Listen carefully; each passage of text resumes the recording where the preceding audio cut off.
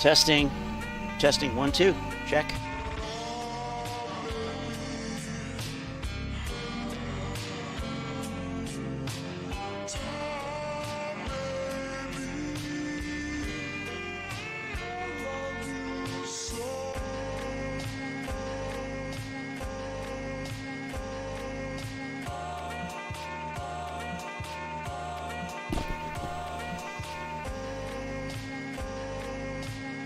All right.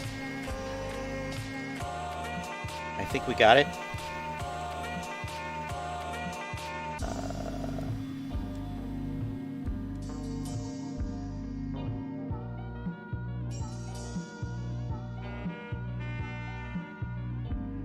A little late.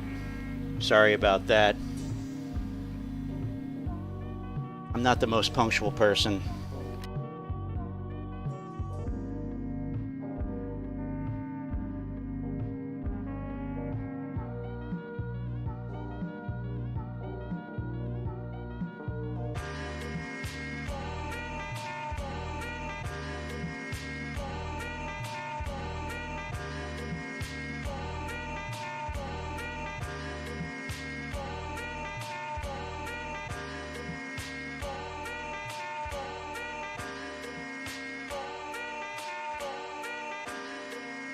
Checking these audio levels here.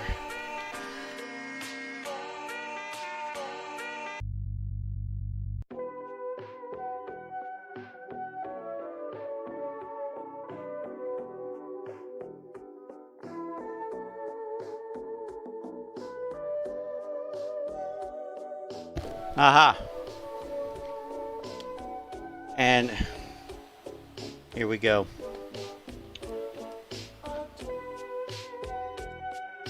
This sec here. You're listening to Macintosh Plus on the Vaporwave. Got into Vaporwave a bit before AMC became a thing, but the mood of it. The mood just it fits the mood of the AMC phenomenon so well, so I've used it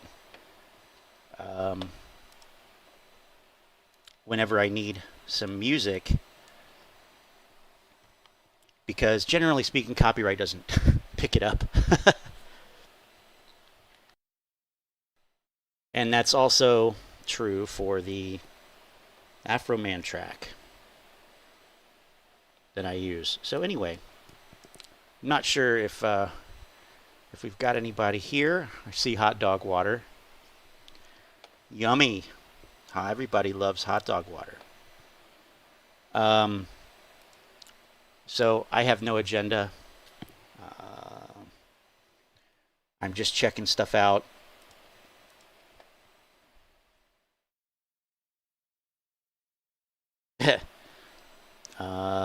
Is that true?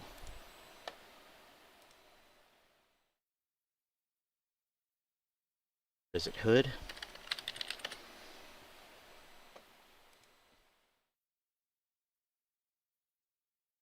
I guess he's right. I guess he's right. Guess it is all-time lows.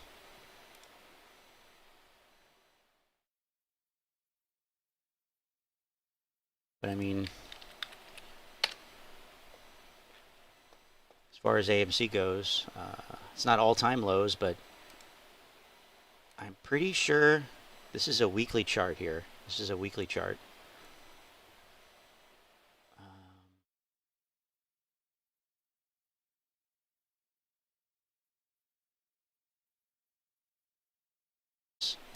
Anyway, oops.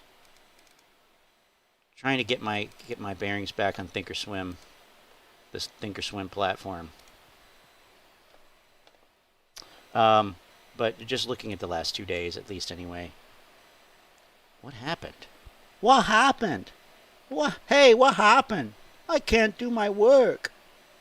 I can't do my work. Anyway,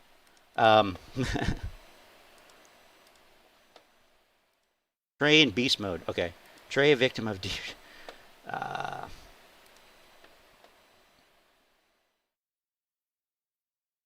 I don't know. Do you guys realize what's about to happen on the 21st? Okay, alright. Derivatives expiring. Derivatives. I love when they use the word derivatives as if it makes them smarter or something. Let's look at those derivatives.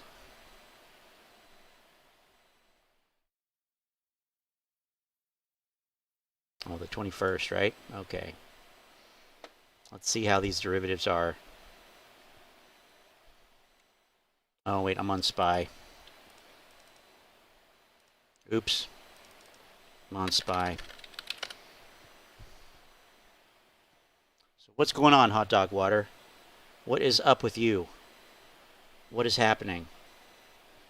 Oh, look at that. 209,000 open interest on 145 expiring. Other notable strikes, 100. There's 24,000 open at 100. 15,000 open at 50. 63,000 open at 40. 22, almost 23,000 open at 30. 26,000 open at 20. And nothing else in the money over 20,000. 19,000 open at 10. Yikes. So,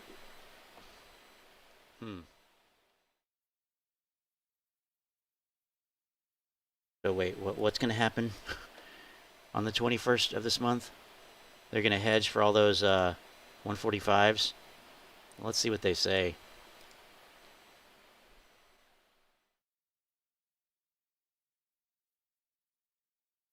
YouTube algo led me to the channel. Wow. It's probably because I downvote all those YouTubers who pump AMC. Well, welcome. Yeah. I don't know if you've watched any of my other videos on this channel. Then that tells me you probably didn't see my previous channel, which got deleted around the end of November.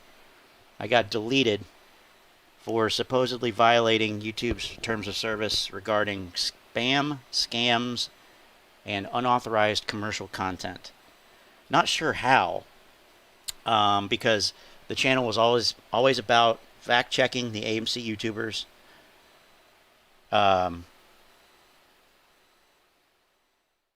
Calling attention to these charlatans, the people you're talking about, the pumpers. And that's, well, it was. That's all it was. So yeah, it sucks. I think I had around 300 subscribers. Not that many. I know I'm small potatoes. I'm going up against the big guys. I get that. Whatever. It's all water under the bridge, as they say. So, thanks for checking it out. Appreciate it, man. The thing that got me was there was nobody. There were a couple people. I mean, I say nobody. Nobody really. But hell, back in the end of July, August, there were 2 or 3 people that were saying anything other than this nonsensical stuff. So, I mean, and then to make matters worse, once the channel, well, at some point, I deleted all of the original copies of the videos that I had posted, because I wasn't thinking that shit would get deleted. So then I lost it all, and I had over 200 videos. So I'm not really a content creator. I don't have the setup. I don't have enough storage space. I don't have the right equipment. But that sucked. Because there were some videos I was pretty proud of. But whatever, it's all good. Lou, so what is this short squeeze channel? I've seen this pop up a little bit here. So what I do is I search for AMC and I put it in order of upload date. It's kind of what I do. And the Omicron lie. Okay. So this person's alleging. See, nothing like this existed back in August, September. There was nothing like this. There was nobody talking about these guys like this. This is crazy. We're going to do something a little bit. See, get this audio level here. A short squeeze stock per se, but I'm going to talk about AMC, and more specifically, I'm going to talk about this guy, Al from Boston. Anybody who's in the AMC/GME play has seen a video about this guy. He's actually becoming very popular on YouTube. I've watched some of his videos. He seems knowledgeable. He says he's a Harvard grad, as well as many different things. But I saw a video today which concerned me, and I had concerns previously, but I didn't feel compelled to make a video about it. So before I do continue, just know that these are my opinions, and it's all we get that allegedly. I don't know anything for a fact. Again, it's just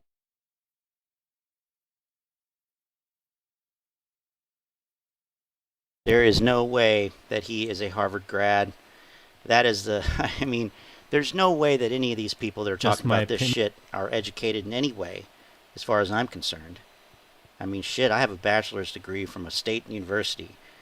I'm no genius, but shit, I mean. I'm not saying anything's for sure. So this is an opinion piece and for entertainment purposes only. But let's take a brief look at AMC. It's obviously a crucial time. We're down at the $20 range. We went as low as the $19.60 range. So I know a lot of you are concerned, as am I, as a long-time holder. Obviously, a lot of us could have sold at 70, but due to the principle of it all. The thing about that is, and I'm not going to pull up Schwab's platform right now because I've already got Thinkorswim open, but if you look at the up and down volume, there was actually more up volume at those high levels, which means basically that it was a lot of FOMO buying. There was actually more buying at the top than there was selling.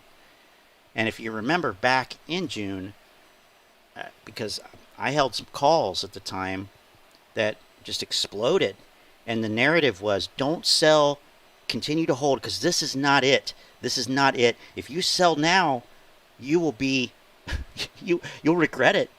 You'll regret it for the rest of your life. You have to continue. Everybody has to keep holding.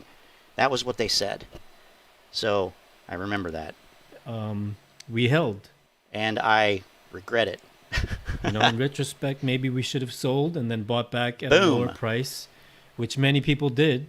Kudos to them. But some of us have principles and ideals that we've adhered to, and here we sit now. So today, Al made a video saying that AMC might possibly go to $5 to $10 a share. Now, who knows if he's right or wrong, but he also said, you can check his page and see the video. I think it's his latest video that he made.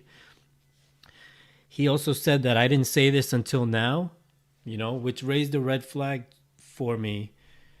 Okay, this video needs to get to the point. I've had thoughts that this guy was possibly working for and with the hedge funds. He only came on the scene about 2 months ago. Obviously, this play has been a year pop out of nowhere. And as you can see, he just started making videos 2 months ago. And his first video was why AMC will go to 1 million a share. And by the way, that why AMC will go to 1 million a share has comments disabled. Comments are not enabled on that video. Wonder why. Very enticing title, right? His first video got close to 100,000 views.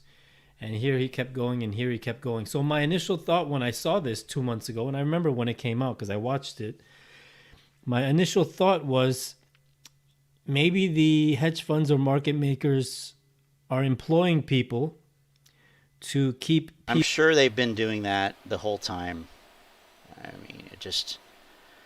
I personally, I think user of intellect on Twitter is a shill. You guys know who I'm. Oops, I gotta type it right, though, Scott. You gotta. You guys know who I'm talking about. Abuser of intellect. Abuser of intellect. Now, it's still highlighted because there's no way this person has a PhD. No way in hell that this person has a PhD. Give Al from Boston some love for his amazing. Maybe they're both shills.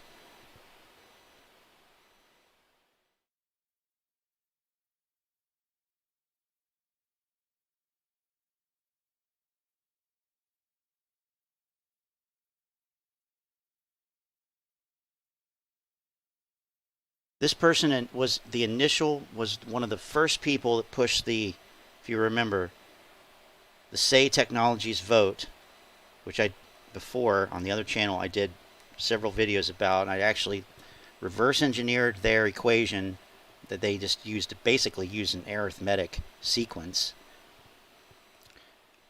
And I did a little mock-up of it using all of the vote counts I could find on AMC stock.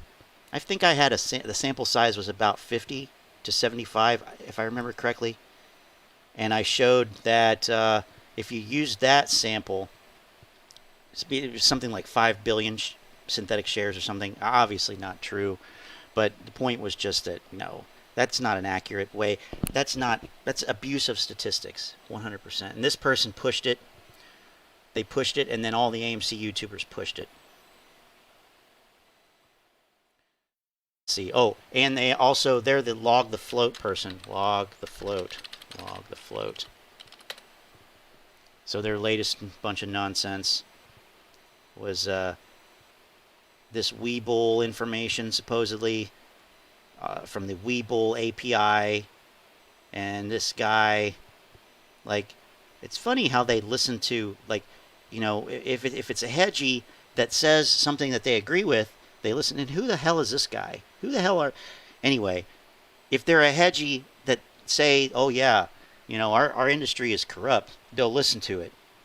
But if it's somebody like Charles Gasparino or anybody who's on the mainstream media, you know, they don't listen to him.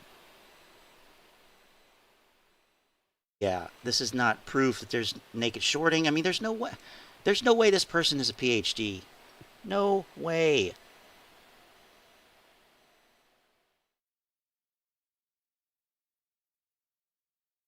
And I love how now that the narrative is, it used to be buy options, and then it was don't buy options, and now it's like, well, people who said don't buy options are shills. Oh, people who said buy options are shills. I mean, it's the fact that they don't know what they're doing. It's the fact that you come over to the freaking platform and you see that on January next week, is it next week? It's next week, right? Yeah, next Friday, there are over 209,000 calls open at the 145 strike. I mean, what in the fuck? That is a fucked up options chain. And people like Short the VIX sit here and say, oh, market makers have a huge problem. No, they don't. Yeah, they have more money than they know what to do with. Let's see what Short the VIX is saying now. It's ridiculous.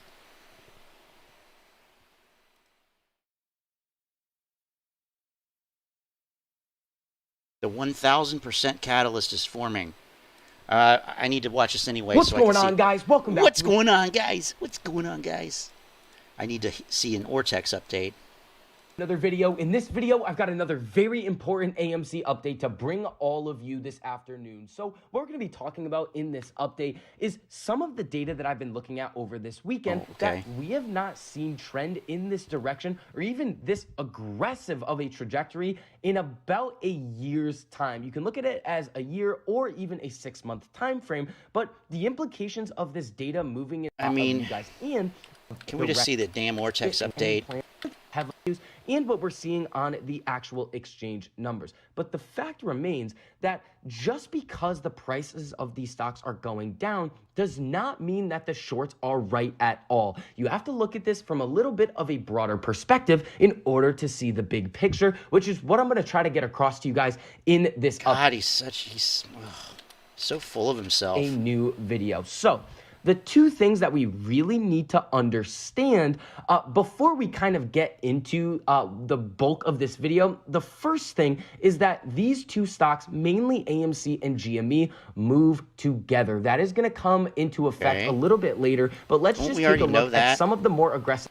Come on, man. Is that every single going to be paying that cost to borrow. So the estimated short. Okay, here we go. Now, right, when we come over to the option chain for AMC, I do kind of want to bring this up again. We have 600 to borrow. Short interest of 16.26%. Okay. Vortex. This is for AMC. All right, cool. Utilization 75%. Short interest change. Plus 0.74%. Return shares 2.14. Borrowed shares 2.91. I mean, has anybody ever talked about the return shares? I don't think so. Let me go back, and I know he's annoying. I know he's annoying. He's so annoying. So when we come over to AMC's Ortex data over here, we can see that right now we have a utilization of 75%, an estimated short interest of 16.26%, but a very, very low cost to borrow. Now, it's what it's been the same. It's what it's been forever. When we come over to the option chain for AMC, so that's all he's talking about. Literally all he's talking about on here is the estimated short interest. He said 16. Where did he get that from? Did I just hallucinate that? Utilization of 75%, an estimated short interest of 16.26%. 16.26%. Estimated short interest of 16.26%. Where is that? I see estimated short interest here, 19. I see estimated short interest here, 19.26. I mean, these guys can't even read numbers properly. What the hell?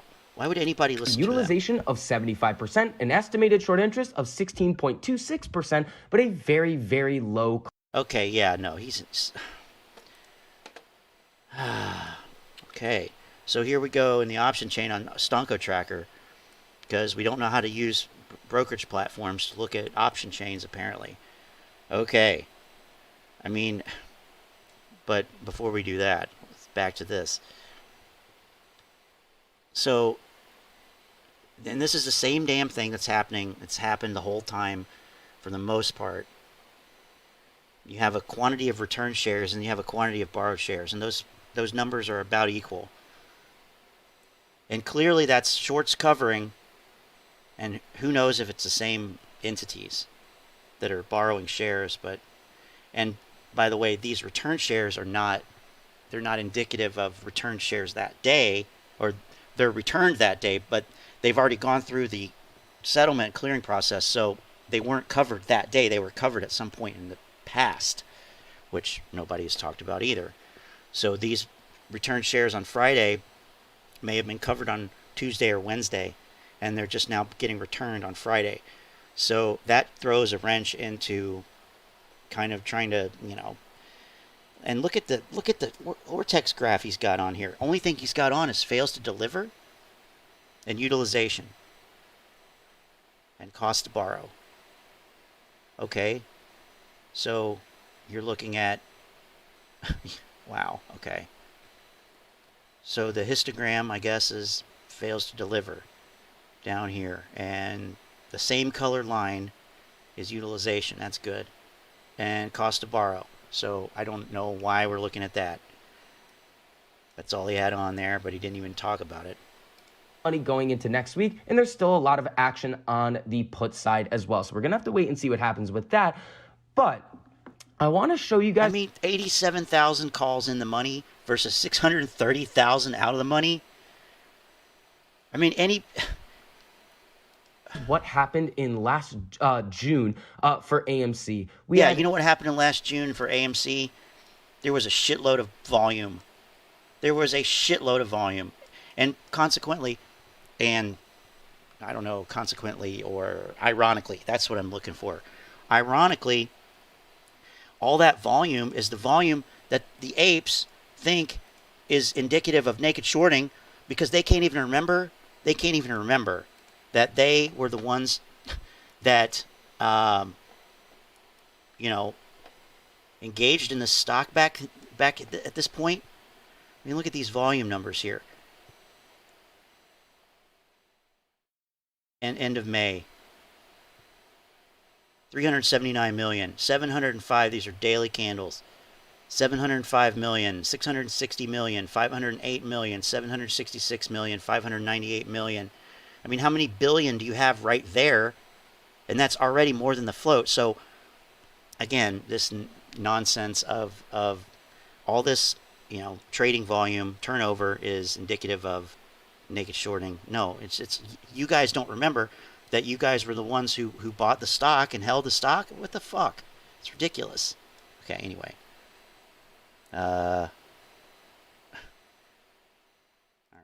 99% utilization, and we had a very, very high cost to borrow, meaning that when this cost to borrow number starts to go up, the shorts are paying a wild multiple more than they were paying before in order to hold onto their position. Now, due to the institutions essentially buying a lot of shares, maybe from retail investors or on the open market for specifically AMC. How would they be buying them from retail investors if retail's not selling?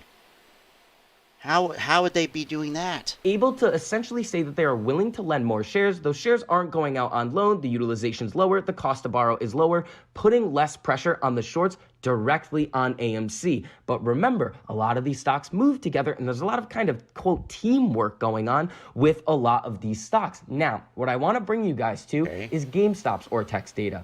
Now, this is not something that we... Let's pause it here. GameStop. 84%. Cost to borrow 1%, days to cover 4.8. Whoa. Whoa. We have seen in about a year. When you look at utilization for GameStop right here, you are seeing it massively skyrocket. Now, we started to see something similar on AMC too. It is starting to trend in the right direction, but not as much as GameStop's is right now. We're seeing 84% utilization and an inflection point in the cost to borrow right here. The other thing that I want to point out, remember, we were talking about the continuous net settlement system where they guarantee every single trade and they try to figure out how to locate the shares after. We can see... Okay. 1 second here. I gotta make a...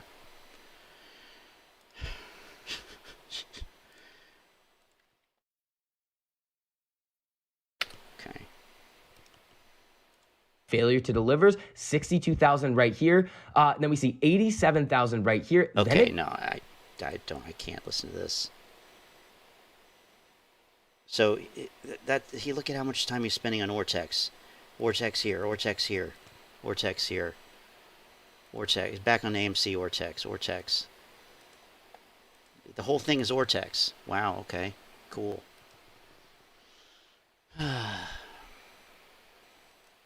Alright, anyway. Here.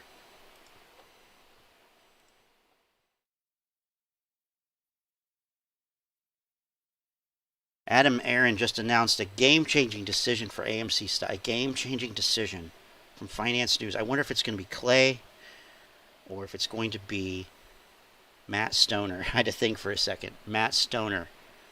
Let's play Finance News roulette here. What's up, Ape Nation? Oh, it's Clay from Clay. Finance News here. Thank you so much for joining us today and for your support. Jesus. I am back with a huge AMC update. AMC is entering the metaverse, and this could not be more bullish. Oh my God. That's almost as ridiculous as AMC selling popcorn. God. News. Be sure to stick around, but before I get into link in the description. Oh, make sure that you click our affiliate links so we get paid from BlockFi. BlockFi. And my channel was the one that was just dismissed. Amaze VR announced Tuesday, January 11th, in a press release that has closed a $15 million I mean, okay. bridge funding round ahead of plans to outfit AMC movie theaters with its suite of experiential virtual reality. It looks like AMC is entering the metaverse after a partnership with Amaze VR, and this means huge things for AMC in the very near future. Let's check it out. AMC wants to turn its movie theaters into virtual concert venues. In the dark ages before the internet, Bell Telephone's famous tagline was, "It's the next best thing to being there." Decades later, the classic slogan aptly describes action in pandemic-era events as innovators find virtual ways to put on big shows without the COVID-averse. Where in the hell is this article from? Excuse me. Where in the fuck? Payments.com? AMC wants... What the I hate how these guys don't give you links.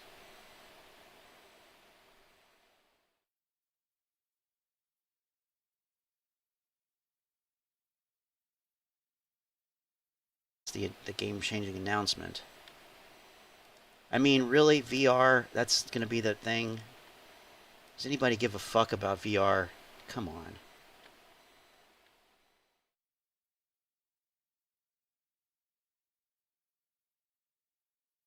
Publicly holding to AMC to $100,000 challenge. Lou versus Wall Street. Ay, ay, ay. What the fuck? I mean, how in the fuck can you sit there and say that this stock is going to be $100,000 per share? Per share. When the goddamn thing just dipped under 20. I mean, I realize it closed barely above 20. But I mean, come on. Come on. Overstock CEO says AMC stock is headed for a massive short squeeze. Oh, okay. Another finance news. Maybe this will be Matt Stoner. What's going on, apes? Oh, Welcome back man. to Finance News. Thank you so much for joining us today and for your support. Clay here with a massive Clay. sponsor, Moomoo. 2 free Moomoo. stocks for free. Okay, guys, I have some big news. For the month of January, our sponsor Moomoo is giving away a free share of big AMC. moves. It takes 5 seconds. CEO Patrick Byrne exposes and Oh, look, it's the abuser of intellect. Aha, wow. confirms the ongoing naked shorting of AMC and GameStop. And Oh, shut the fuck up. Shut the fuck up. Overstock CEO. God, don't let Mark Cahotis hear this shit. finds SEC complicit for suppressing the fight for the fair market. Amazing. Oh, yeah, like this is a fight for the fair market. Pfft. Only if the apes win. If the apes lose, it's the fair market is, oh man, it's in trouble. No, these naked short positions in AMC and GameStop are very real, and the SEC is complicit. Overstock CEO. So if the SEC is complicit, then who the fuck is going to crack down on them? That's what I want to know. If the SEC is the government regulatory body and they're complicit, then what is it going to be? The UN, the World Monetary Foundation? I mean, what the? Okay. I mean, the thing that these guys don't understand are, okay, let's see here. When Overstock.com went through a naked shorting fiasco, nobody wants to point this out. When this happened, naked shorting was legal. It was legal. Now it's illegal. So they never mention that. They never mention that.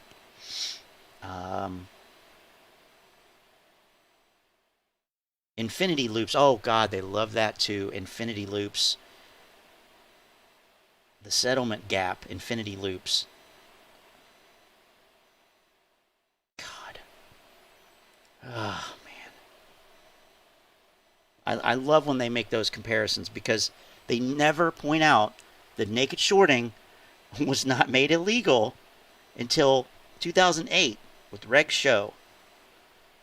I mean, they dawdled around with it a little bit before, but it permanently in 2008. There were a lot of things that did not become actual law or regulation until the 2000s. It's actually very interesting if you look into that and see see here.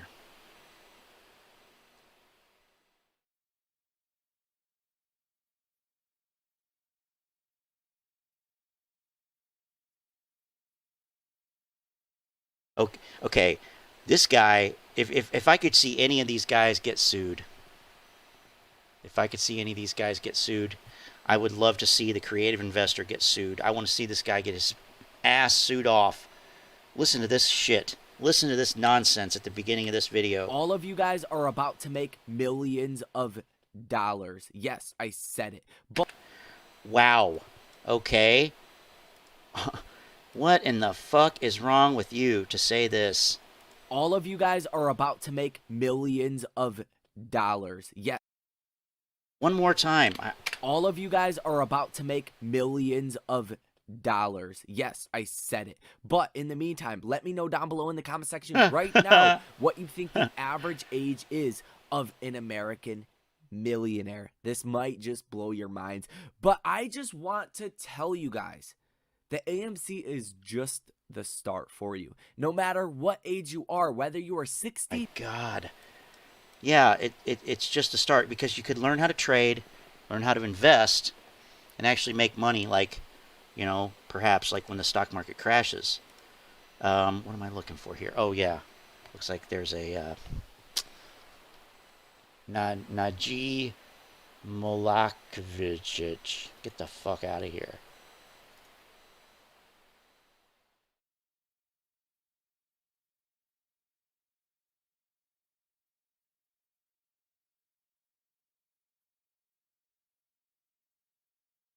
Or 70 years old, there is still no excuse for what I'm going to say here in this video. And this might just blow your minds, but hopefully change your outlook on your financial future. And to be quite honest with you guys, I have never asked you guys to please hit the like button or comment down below. That's bullshit. I'm sure he has. Never said that, but please do that for this video, because I want to touch as many people as possible. Don't subscribe. I don't care about any of that. I don't care about subscribers. I want this to Well, then why do you have a fucking join button, buddy? Why do you have that? Why are you selling Moo promotional codes? Also, doesn't he have a trading education thing or something? Oh, here's a Patreon. I don't care about any of this stuff. Just like the video. Many people as possible, in the same way that it has touched me throughout the years. And I have had this right here for a number of years, and you guys don't even see this. But yeah, the main thing is just all this. of you guys are about to make millions of dollars. All of you guys are about to make millions of dollars. Jesus Christ. What a fucking idiot. Let's see what's on Reddit. I'm gonna go in. I'm gonna organize by new. This could be dangerous, but I'm gonna do it. I'm going to do it.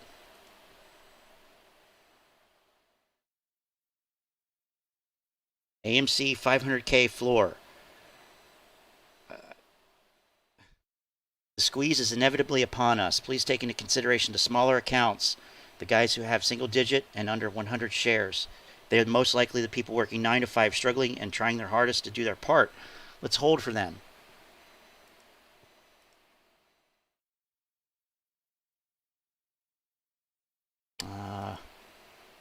Who regulates crypto? Well, it's unregulated there, ape.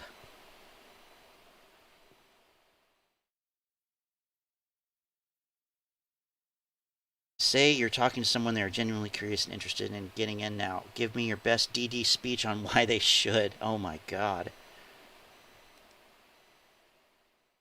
No predictions, but some very similar patterns are starting to form. Similar to what? The second picture... Oh, it's because I'm on old.reddit.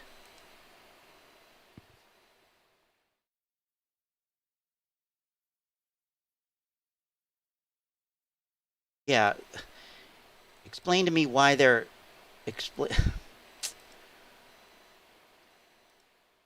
I think this is confirmation enough for me. First they ignore you, then they attack you, then you win. That sounds like something Elizabeth Holmes said. First they attack you, and then they join, and then you change the world.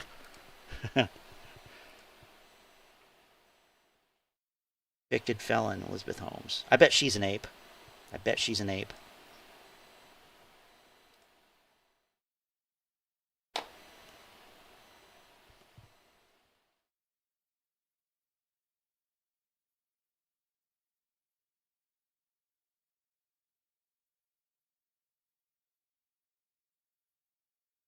The Fed played themselves. They can kiss the huge amount of taxes that they could have capitalized on from the MOAS goodbye. Silly Gary. What? Yeah, okay. I hodl for the destruction of a corrupt, cheating system. I am not, or ever have I been, a day trader. I am an old broke motherfucker who decided to try to buy stock instead of take my free government money to the casino after work. I still have more than I started with a year later, so fuck you, Kenny. We are Wall Street now. Yikes.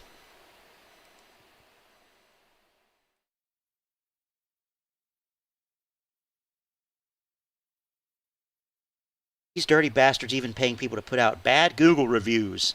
It appears this person has two separate accounts, and for what? The cuck was obviously paid.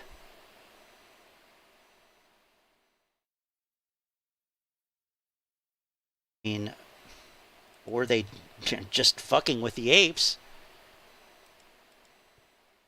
What's funny is a simple fact: soon the shorts are going to fight among themselves to find real shares, but apes are going to play reverse psychology with them, just exactly how they are doing to us. Payback is a B. Hold, I am in deep in a shit. I am so excited about all the ridiculous negative shill lies bashing AMC. It makes me know, not a dead cat. Good Lord. Short position complex. The fear that you find. That's Urban Dictionary entry. Oh, wow. Okay.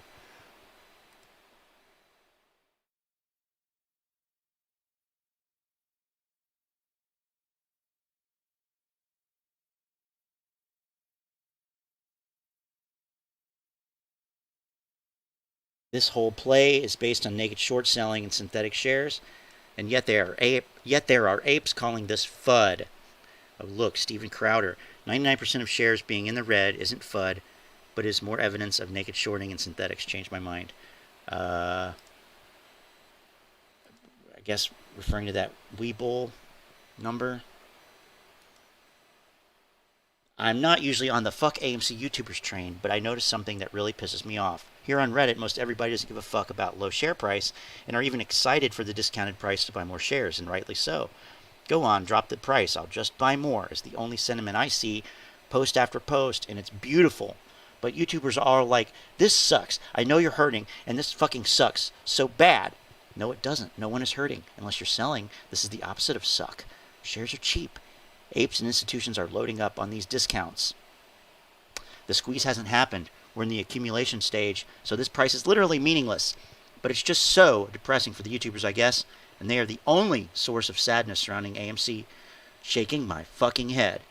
I suggest keeping the amount of YouTube vids you watch to a minimum, and that is financial advice. Well, Can we look at orders by Fidelity customers? I'm just curious what it was on Friday. I have not looked at this. AMC. Oh, wow. Look at that. Look at that. Look at this. Look at that. Look at this. Look at that. So, let's do a little color coding.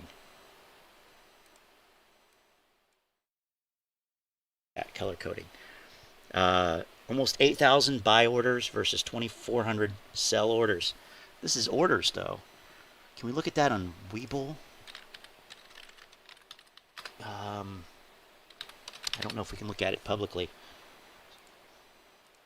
Maybe.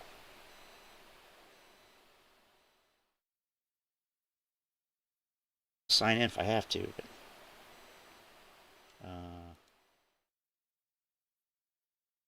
institutional holdings, 35%. Well, let's pick and choose data from Webull. Um,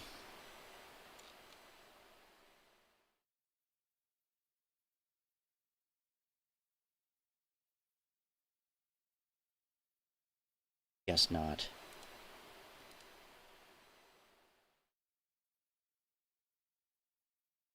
It's not. Well,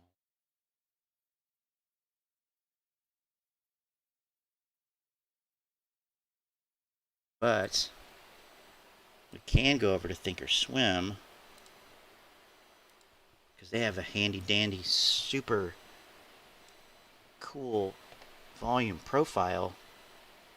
Let's get rid of some of this stuff, some of these studies. Let's get rid of money flow.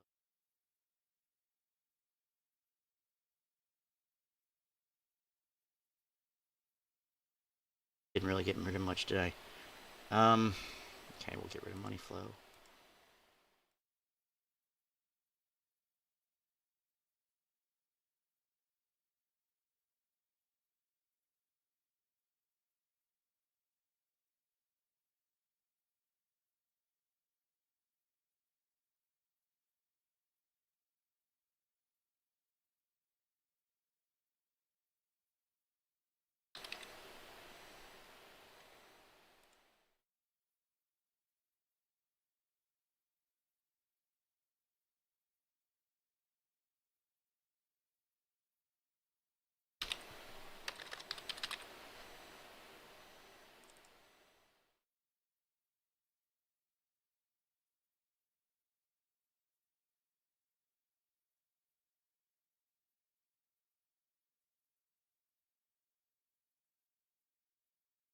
So let's do this.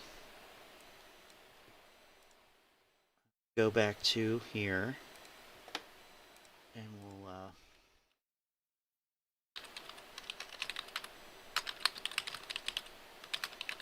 look at the volume profile study information. Volume profile.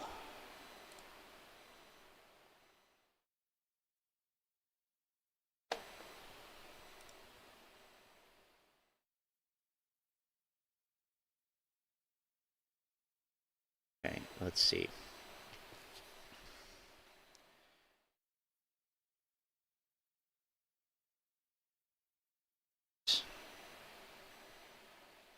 Depending on the settings, you can see the volume at each price level traded throughout a day, month, year, longer. Price level that has the highest volume, widest horizontal row, is referred to as the point of control, POC, which identifies the price level where the most trades took place. Okay. POC. It's 2051, it looks like. Or I think that's indicating, yeah, 2051.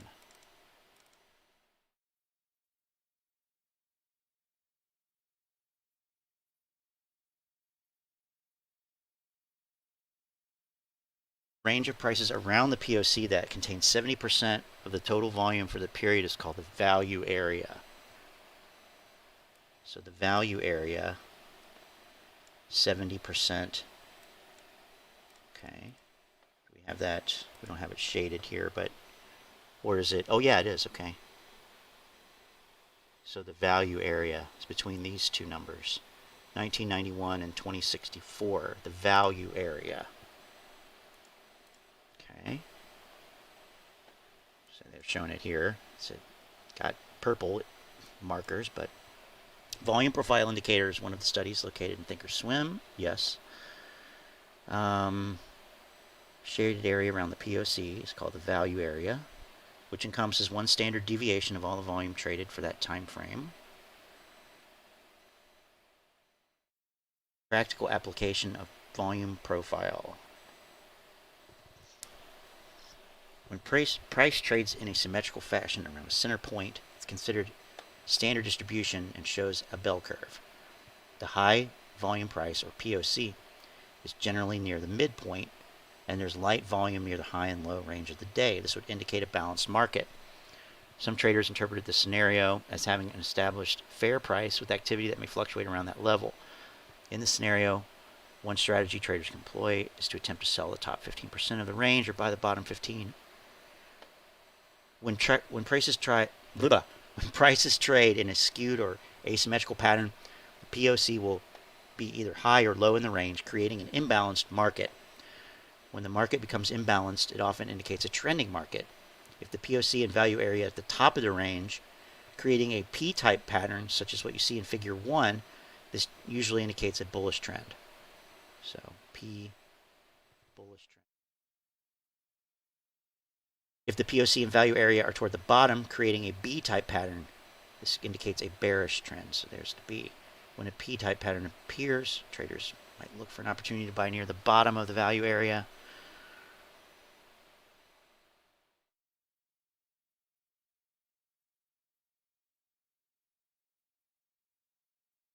Right, okay, so that would indicate that there's more volume happening at lower levels. Okay, cool. So, oh,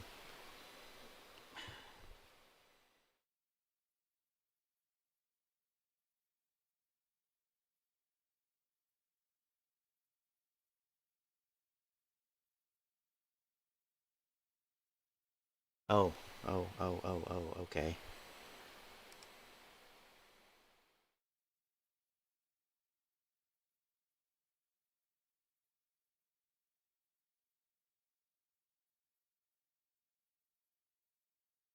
Harvard Extension School, night school certificate degrees for adults.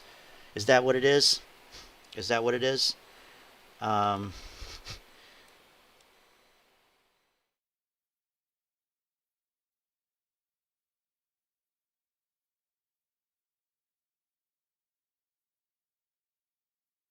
even have that? Do they have that? I mean, they probably do, but anyway. The premise of volume profile is based on the idea that markets tend to have memory. Because the POC is where the most volume traded, this level could act like a magnet. It may take a little getting used to watch the volume profile. Yeah.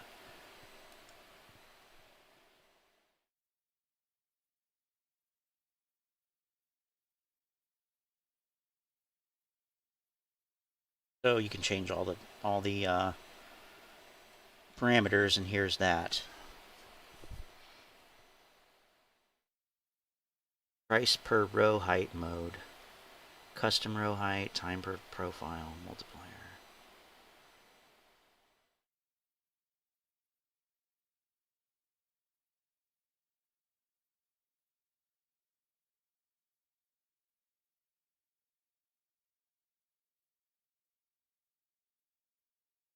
Value area percent 70.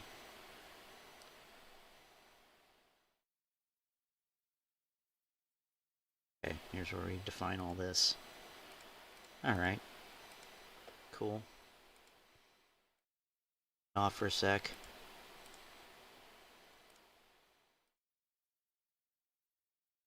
Cloud. See what it looks like. Maybe on like a 15-minute or something.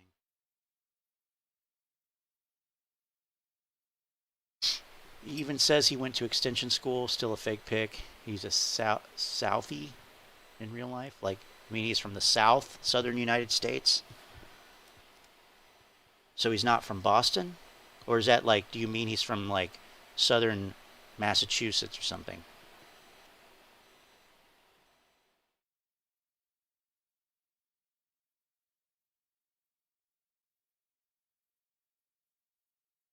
Okay.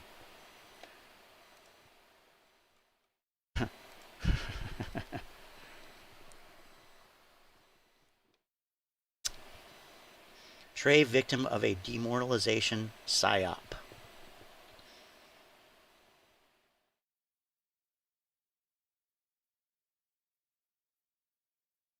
Jesus Christ. Boston Southie. South Boston. South Boston. Boston. Okay. Alright. I've only ever been to Boston once or twice. Twice, I think. Once for sure. And I stayed in... No, twice then. Well, it had to have been twice. One time I stayed in Haverhill. Haverhill. Haverhill. The other time I actually stayed in Boston. And the second time I was there, how could I forget that? Yeah. No, I got in an accident there. Totaled my car in Boston. And I'm from Cleveland, so I was there with my ex for job interview for her.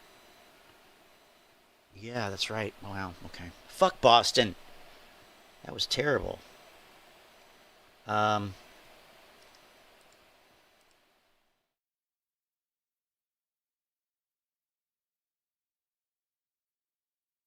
internet's terrible. Why wicked isn't smart. Trey Yes, making? he's wicked smart. Now, what's up with Trey's hair? He used to have such nice hair. He would spend, I don't know, $85 on haircuts. What the hell? And he just buzzed it off. He's not even keeping it, like, shaved. He's just buzzing it and letting it grow out a little bit. I don't know. I'm curious. I'm very curious here. Oh, there it is.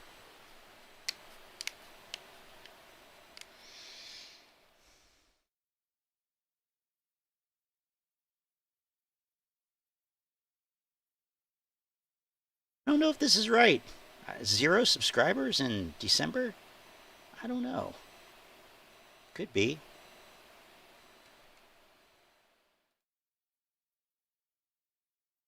He's not, but I mean, the thing about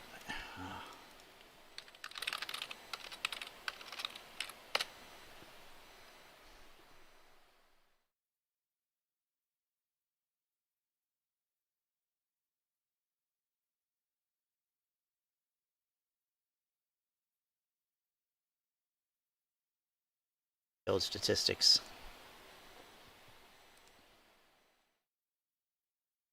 I mean, the thing about this stuff is, this is just from the middle of December to now. Estimated earnings, last 30 days, $300 to around $5,000. Who knows?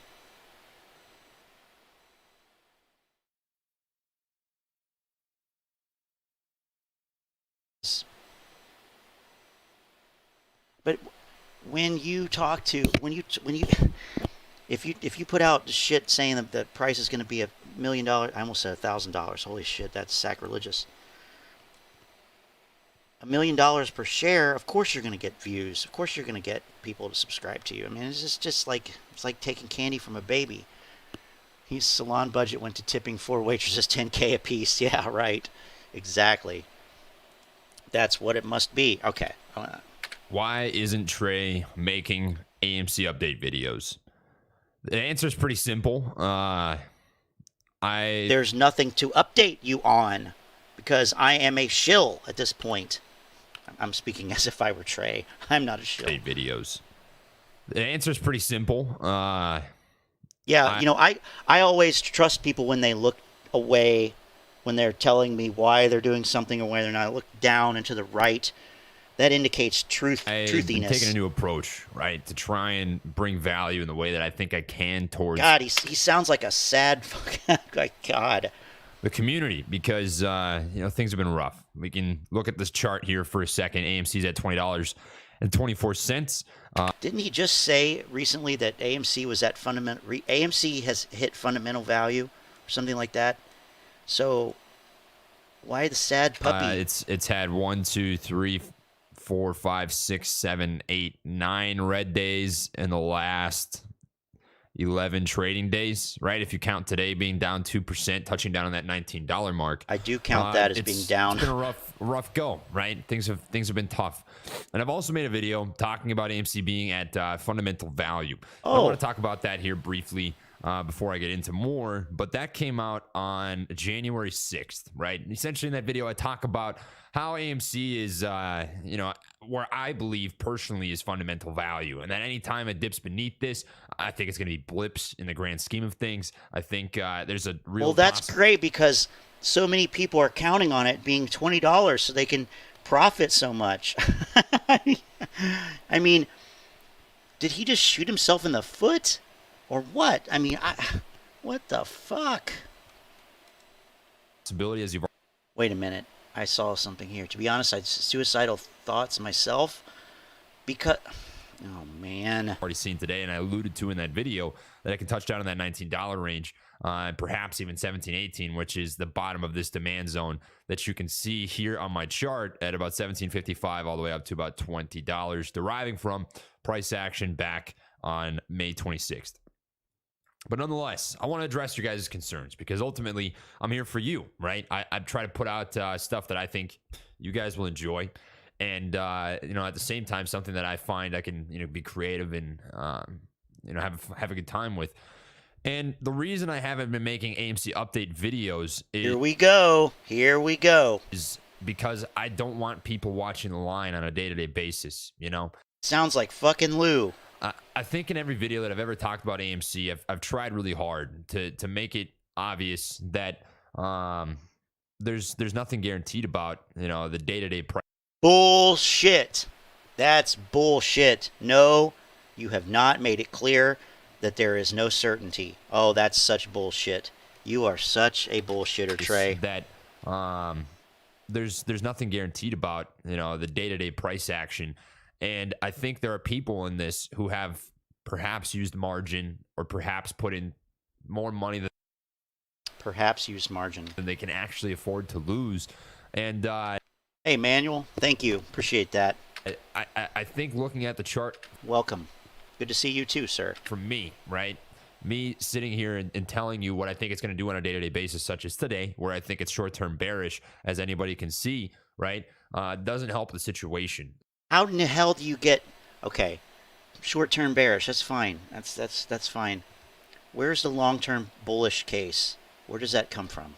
Is he going to talk about that? So what I've been trying to do is very simple. I've been trying to create entertainment value because I think that's a sector of the AMC YouTube scene that is lacking, right? We spend all day, every day, sort of hyper-fixated on really heavy topics, market manipulation and corruption. It's very easy to get jaded by. And he wants you to use ExpressVPN. Yes. Use it. I'm sure you can save 10% off unusual whales. Oh my God. That it's very easy to lose sleep over that. Very easy to watch the chart on a day-to-day basis. They should all be, at least there should be some kind of, and that's, again, this is my little way of holding these guys air quotes, holding these guys accountable, was just to call out the nonsense and hope that, anybody listened and people would stop maybe losing so much money. And I have to say, it was rough going, but there were always people like you all here who understood this, either went through it yourself or, have the common sense not to buy into a get-rich-quick scheme. But this time around, second time around here, there's already more doubt at large. There's already, because of the situation, because of this price and all that, there's already more doubt. There's already more people, I think, who are questioning things, maybe. Although if you go over to AMC stock, it's like the floor is now $1.5 million per share. So whatever. But I don't know if I don't know the answer to this, because if we're just joking around, yeah, I want these guys to be locked up. In reality, probably not. But it's not a free speech question, because we're on a private platform. We're on YouTube. We're not standing in the town square as much as it seems like it maybe sometimes. We're not in public here, and we don't have those protections. So YouTube could say, you know what? No finance topics. No pumping of stocks. No talking, no investment advice whatsoever. I don't know if that's the right thing or not. But if nothing else, I think this whole ordeal should highlight this very thing that we're talking about right here. This dude pumped AMC and promised to give away a Tesla. And who's holding him accountable? Nobody. Nobody's holding him accountable because the name of this game is make money, both in the stock market and on YouTube for YouTubers and for YouTube. That's what it is. And he's making them money. I'm not making them money. In fact, I probably was maybe starting to hurt them from making money. Probably not. But I like to think that because, I got shut down. I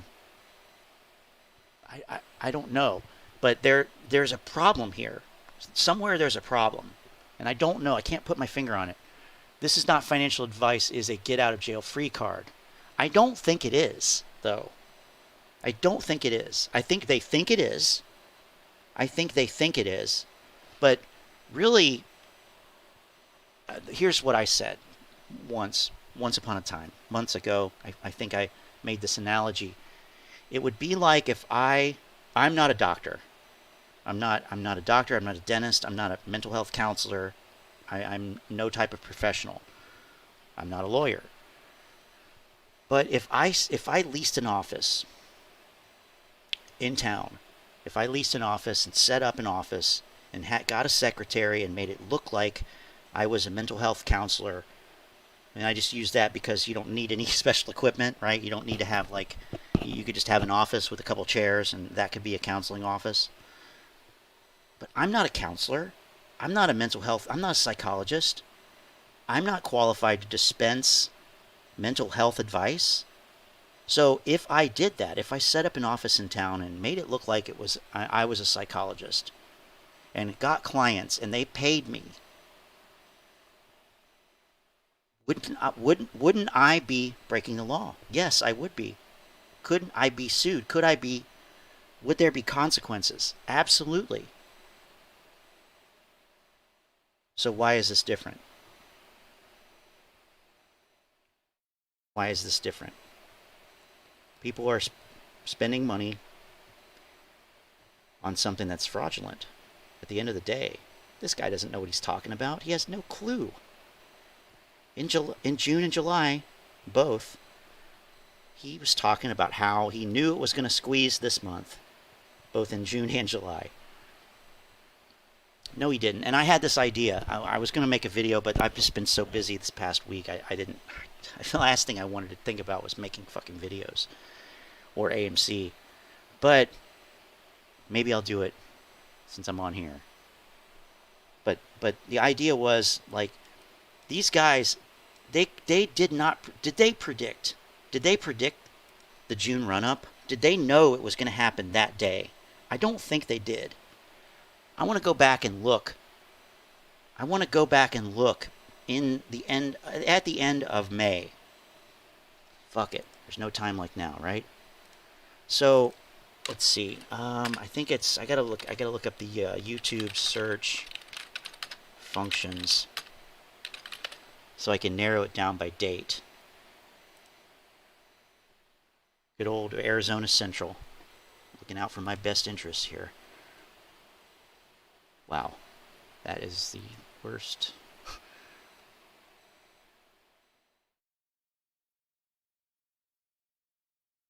I already looked at this one once.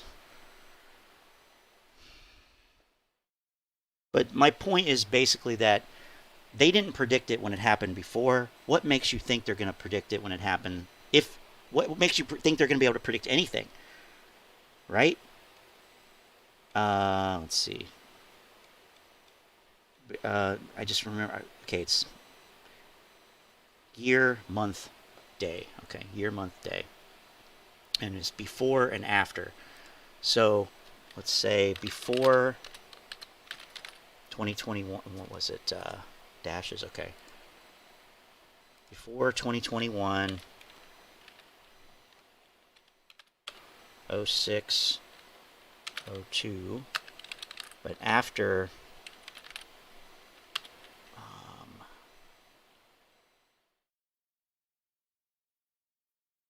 I don't know, maybe April 1st. I'm just curious to see what comes up.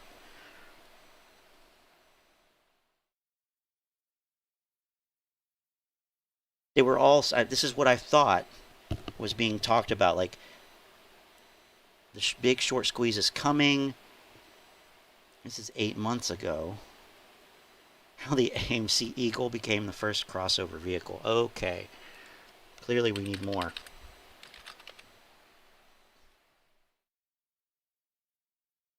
AMC stock short squeeze won't happen. Here's why AMC stock is doomed to fail.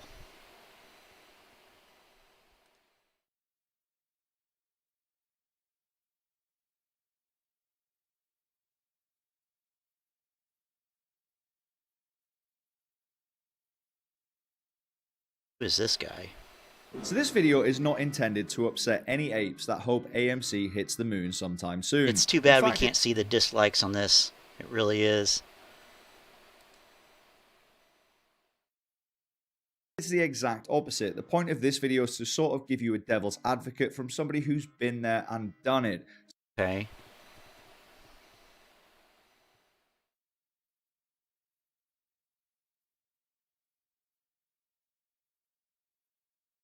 Since we're talking about old Trey.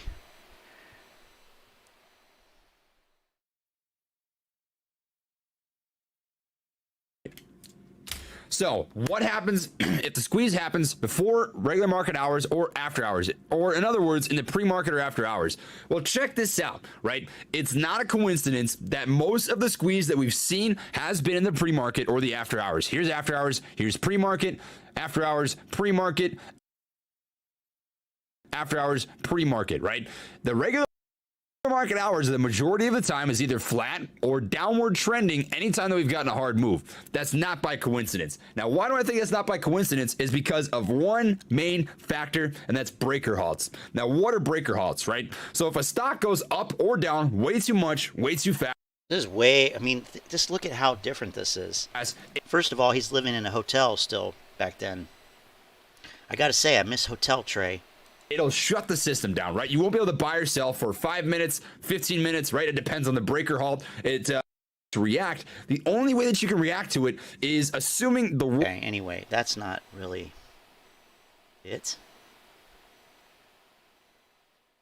Let me go in even tighter. 525. Let's try that.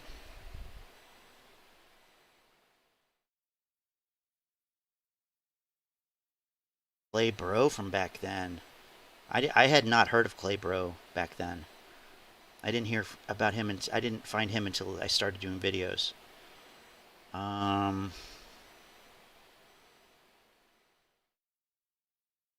of no-name people. Tom Zazzulo. Wow, you guys remember Tom Zazzulo? He quit. He quit YouTube.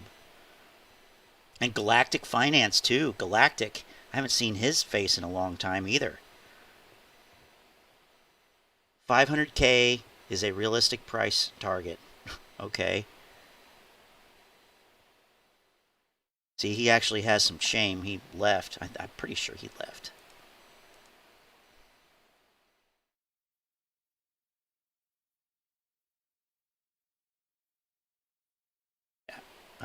Oh, well, he left the AMC thing, at least, anyway.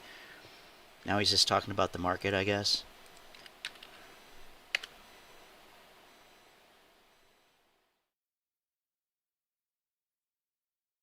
Ago.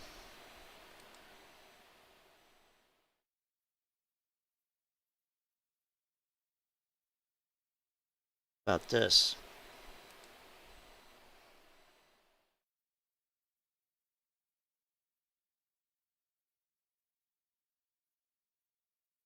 let's just speak to what's happening here, because the thing that is baffling to me in many respects is this is seen as a sort of Reddit Wall Street bets game, but in many respects it appears to be something that's happening as a function of big institutional investors.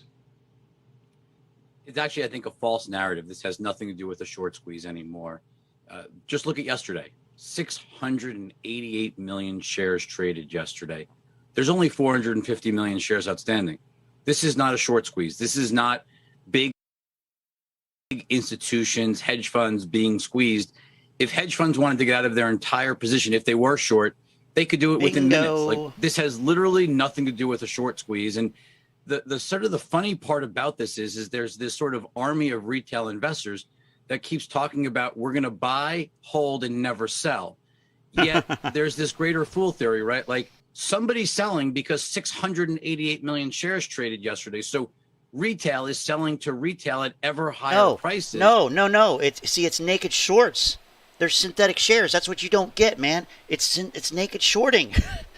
Shares right? Traded yesterday. So retail is selling to retail at ever higher prices. So some of them are obviously making tremendous amounts of money as they get more and more people to buy at inflated prices. But look, Andrew, all that really matters here long term, this company is never going to make cash again. Like, they will never generate cash with their current capital structure.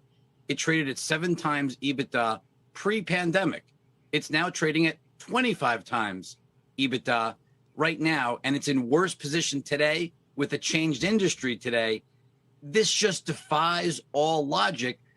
I get it. People can buy this stock and keep sending it higher like they're showing even in the pre-market today. But ultimately, this company doesn't make money. The debt investors in this stock, this debt trades at 70 cents on a dollar for a reason. There's a good chance this company goes. Let's see here. That was the 28th. Goes bankrupt. The debt investors know that. The equity investors, at least for the moment, don't seem to care. Well, they don't care, but if they were to care, what would you think fair value for this company would be? Well, fair value is what your future cash flows are. This company can't generate cash flow. If you look at sort of what it's earned historically, the change of the industry, its interest expense, and its capital expenditures, it will never generate cash again. That's why we have a 1 penny price target, is that this company is headed for bankruptcy. The only choice it has, if it issues hundreds of millions of shares. Now, it's already issued several hundred million shares over the last year. If it issued hundreds of millions of shares at these inflated prices, it could actually stave off bankruptcy. It still wouldn't be worth anywhere. My buddy Tony DeNaro just posted a video on these fakers. Yeah, my buddy Tony. I love me some Tony where DeNaro. It's trading today, Well, that's what I was going to ask you, Rich. If you were both the CEO and maybe the company's general counsel or outside counsel, would you advise the company to raise money? Well, sure. I mean, think about it. Still not what I'm looking for, but that's interesting, though. The squeeze is inevitable.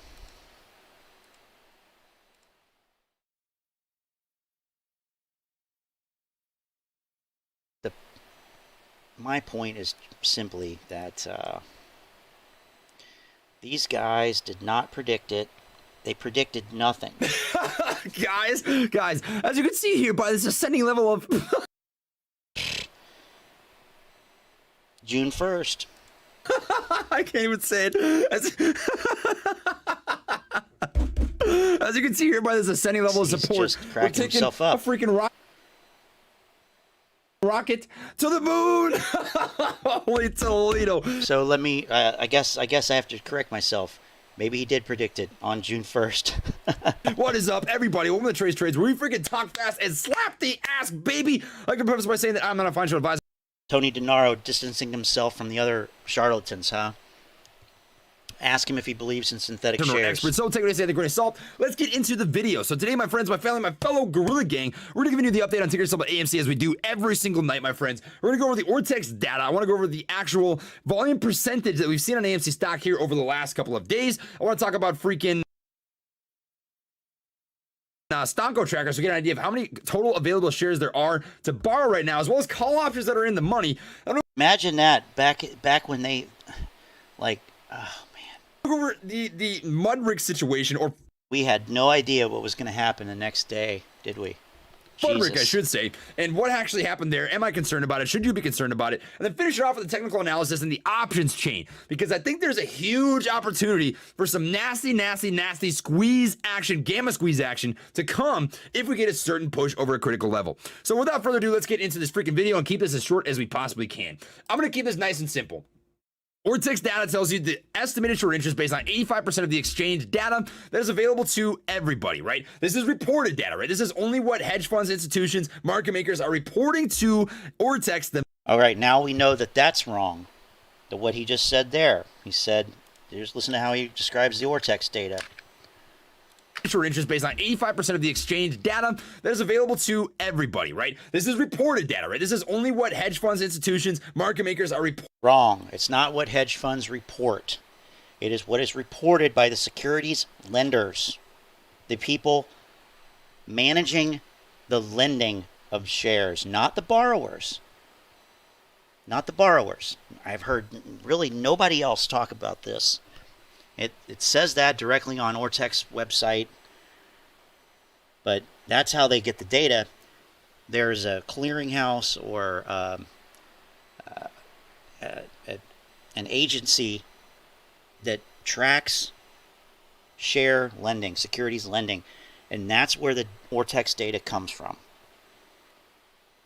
Not the lenders themselves, but it's the not the borrowers, but it's the lenders, the people who lend the shares. And that whole centralized system, because remember, there's just only a certain number of shares, percentage of the float, that is able to be lent and borrowed and shorted. So if you think about it that way, there has to be some kind of universal, there has to be some kind of overarching agency or institution or something that manages that. So that's where the shares come from. I still see people talking about this the way that Trey talked about it over on Reddit and Twitter and whatnot, using it to disparage Ortex. And hey, Ortex isn't perfect, but once I started looking into it and actually started to understand how they get, where the information comes from, how they're using it, yada, yada, yada. It's not that it's more accurate, but it makes sense, makes more sense. Of course, makes more sense if you understand it. Reporting to Ortex themselves to get this information. So this is probably not painting the full picture. Short interest change, end of the day, up 2.15. So what it does paint the full picture of is shares that are lent. Shares that are lent. Percent. Estimated current short interest 87.75 million. We saw about 2.87 million total borrowed change positive, meaning that shorts have doubled down on their positions. Simple as it gets, not the squeeze. Not the squeeze. Simple as it gets. There's no ifs, ands, or buts, right? The utilization 99.33%, right? You've got freaking 133 million shares on loan, which is up from a week ago at 129 million a week ago. Nasty percent change of 1.27. A week ago was 131 million, so maybe a little bit before that, but you get the point here. Free flow loan 27%, estimated short interest 17.49%. This is actually an interesting thing to say, is that short interest is starting to eat up those shares on loan. So I don't think there are actual lenders that are borrowing stock to give out for short positions, so to short into the market as much anymore, as you've got shorters that are borrowing from lenders who are actually lended stock, right? And they're shorting that into the market. And Okay. Sure, Trey. eating up every available share that they possibly can as fast as they can, right? It's disgusting. It makes no sense. People ask me this all the time, right? Why would they not get out of their positions? Why would they not cover? Ego and pride, man. I'm telling you, these hedge funds are not that smart. They're simple. These hedge funds are not that smart. Oh yeah, really? I wonder if he would stand by that statement today. I wonder if he would. People just like we are. In fact, they're overconfident in thinking they can win this battle. Overconfident and thinking they can win this battle. What does that sound like? This sounds fucking familiar. Oh wow. Yeah, that's what you got over here on Reddit. Jesus Christ. At this point, it's ape territory. There's bulls, there's bears, there's fucking apes, man. And I'm telling you, the apes are wrecking them. They're so screwed. They were down $1 billion today alone, not including the after-hours action on AMC when we were up over almost 20% on the day, up 37% total on the day, actually more than that. What does this come out to? 22, almost 40%, 39% on the day gain. They're down a lot. That's all that you need to know. Margin calls coming, man. I'm telling you. Margin calls coming. I'm telling you, right? If their average position would be nice, $15. Average cost of $15 on the short position. They're down almost 200% on their position right now. Margin calls are on the horizon, man. They can't play this game forever. And the longer they wait, the more the ceiling increases on AMC. But even on this, let me increase the quality. This goes against my fundamental principles here. Going to 1080. So we can see it. But even here, there were 2 million return shares and 5 million borrowed shares. Like, they weren't even, of course they weren't talking about it then, but I mean,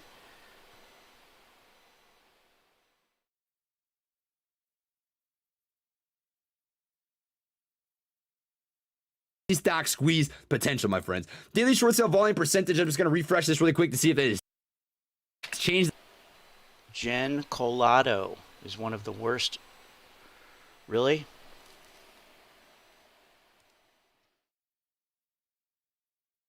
Let's do this. Jen Colado. Do I know them?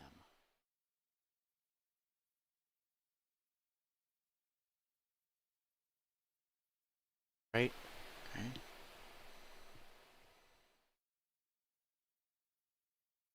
I mean, are you talking YouTubers here, or are you on? Not, maybe I misunderstood.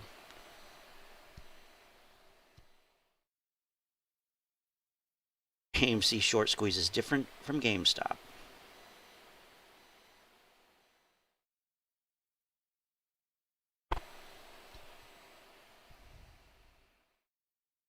Very, wow.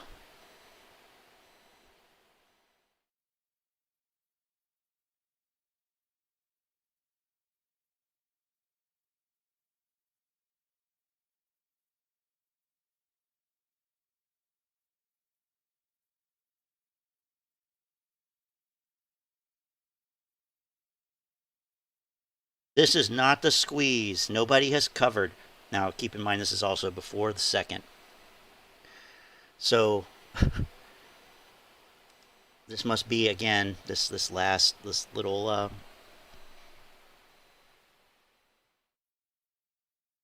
called the bottom at 48. Oh, that's...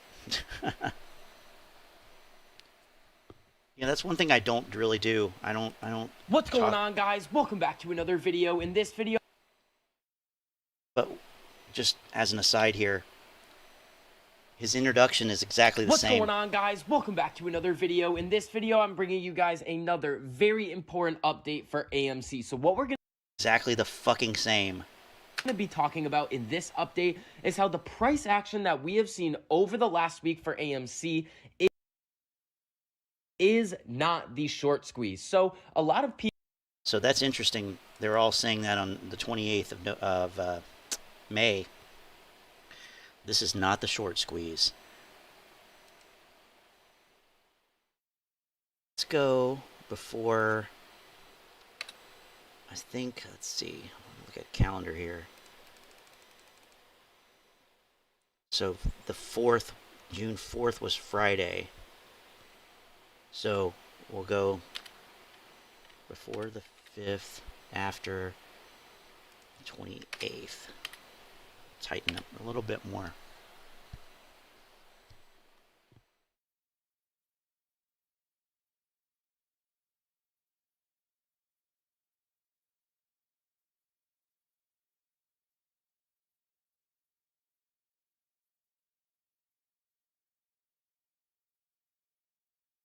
Colado, huh?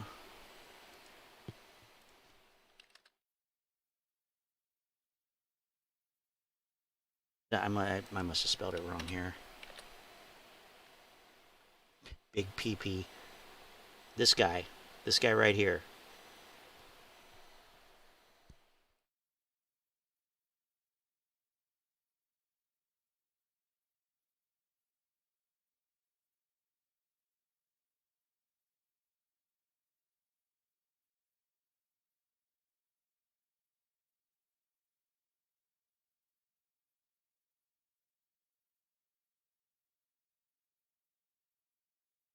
Teams.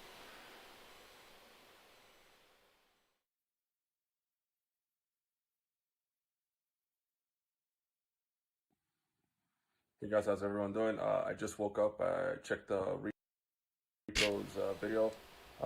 Yeah, man, don't worry about it. We'll move forward. Ya pa'lante, no te preocupes, ya, bro.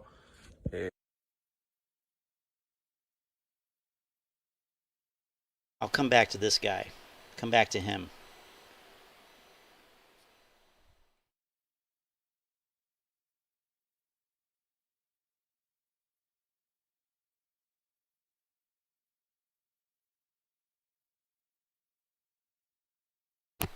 New York con artist, huh? Yeah. Just like the hell's his name? Lou. Probably so many others. AMC, wrong squeeze. Oh, yeah, Angelo. That's the other New York guy I was thinking of. Angelo.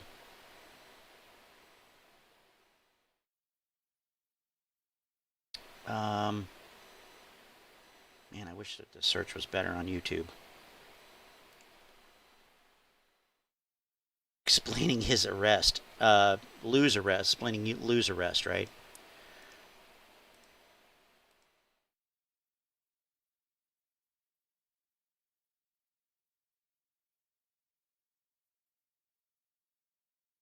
Because I looked into that a while back myself. And I'm not going to do a video on that. I don't think that...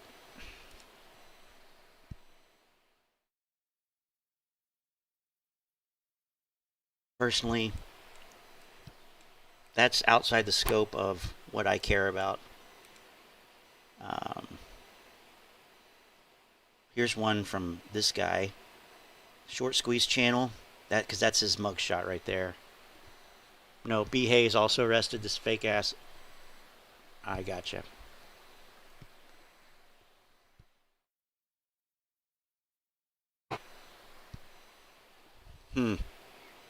Hey, maybe, yeah, maybe, I don't know, man. I'm not going to take credit for anything, but, hey,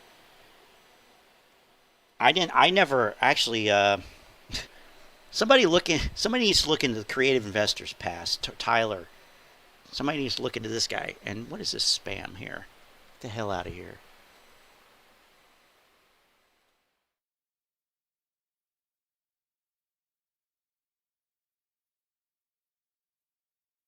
I don't know if it's because I'm exposing them or not, but hey, I'd like to see the creative investor and short the VIX.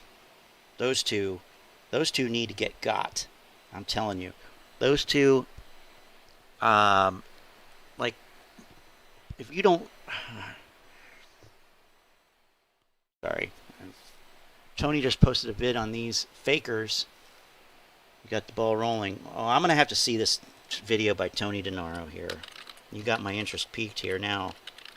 Oops.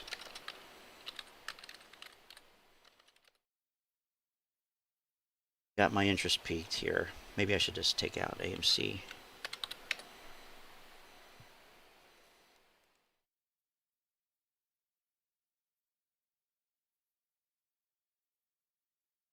Are you being groomed? Wow. Social media manipulation. Is this the one? But then he has a video from 2 hours ago called DTCC Insurance Policy Fallacy. Is a DTCC insured?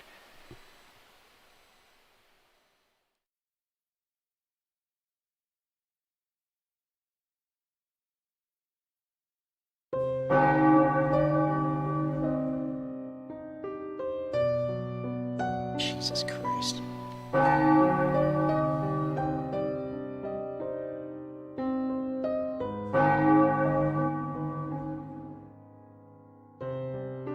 Does he actually talk here in this, or?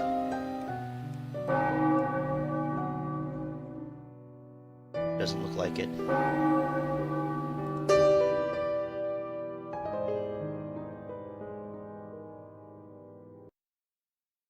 I mean, that is some fucking sick, some twisted fucking shit.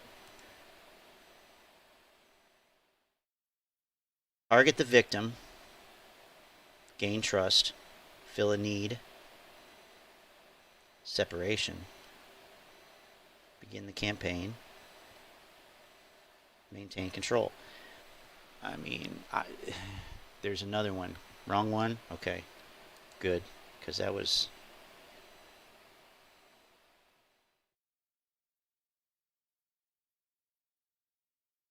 Seeing it. Did he take it down? Is it... There's a video about the DTCC.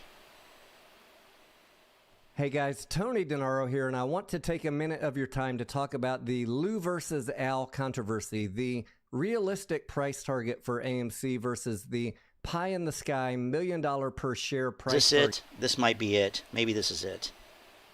Maybe this is it. For AMC stock when the squeeze happens. Ready? Right And there. along When with the that, squeeze happens. When the squeeze happens. There's no guarantee of a squeeze. When? No, not when. If. To just cover one more time this fallacy of the DTCC having a $60 trillion insurance policy and give you the facts and the due diligence links to look this up on your own. So as you know, on my channel where we cover the markets live every day, we don't get into price targets because that is going to lead people to either sell too soon or be a bag holder. Ultimately, it's up to you to watch the action during the squeeze and decide what price you're comfortable selling at. This is all still predicated on the fact that there is going to be a squeeze. I mean... Stand by and let people keep on pushing this myth of the DTCC having a $50-60 trillion insurance policy and lead you to think that holding to $1 million per share is wise. And to those who are still pushing the notion that the DTCC has a $50-70 trillion insurance policy, show me the policy or quit telling people that it exists. This topic was covered. How about can we have that policy? No pun intended. Can we have the same rules for synthetic shares? Can you stop? Can you show that? Show some evidence of naked shorting, or stop claiming that it exists? Can we extend this to all of this nonsense? Please. Almost a year ago in the original due diligence for AMC and GameStop. I'm going to put a link to this Reddit post in Superstonk by Nimrod8311, who covers it fairly well. Links to everything that you need are right here in this document. He did a great job of summing up all the information on the DTCC, NSCC, DTCC, Seed and Company, the settlement process, and what I often talk about in the live streams when this question comes up, the loss allocation waterfall. Now, it is a fact that the DTC does retain custody of more. Okay, I'm not sure if that's the one that you're talking about there. But this is interesting, because he's going through all this crap, actually looking at the thing, the numbers and all this stuff.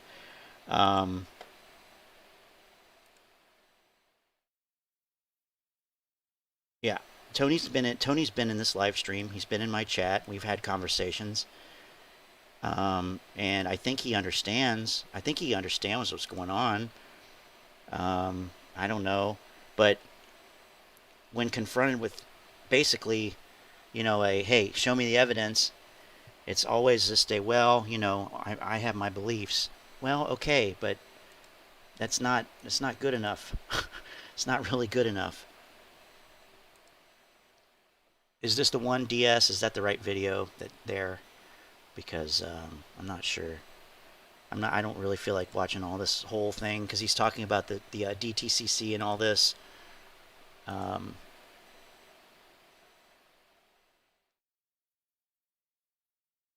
Be honest, I should have done some preparation for this this search that I'm talking about here, but oh, here's B. Hayes way back then.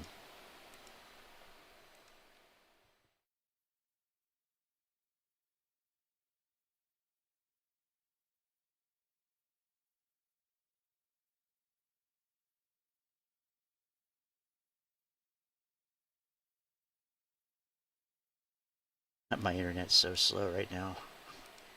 It's probably on 1080. Yes, sir. You already know it's your boy B Hayes. We back with another one, guys. Just going to jump right into it. So, life at the AMC squeeze. In our opinion, what do we expect for, the stock market to be like? That's interesting because so many people were talking about after the squeeze, before anything even happened. Or this is on May 30th. This is what Lou had a bunch of videos. Yeah, it must have been taken down, DS, because I don't see it either. That's odd. He must have replaced it with that one with the weird music. But I mean, I know people remember when Lou had all these videos about after the squeeze, after the squeeze, after the squeeze, after the squeeze. And this is in like June or July. And it's like, well, yeah, but and the regulations and the community. Let's just talk about it, guys. What do we feel is going to be like? So in my opinion, I feel like the stock market as a whole is going to be more advanced and more challenging to even sign up. Like how now you could just whip out your phone and be on the brokerage and list. Yeah, that's not true. Okay.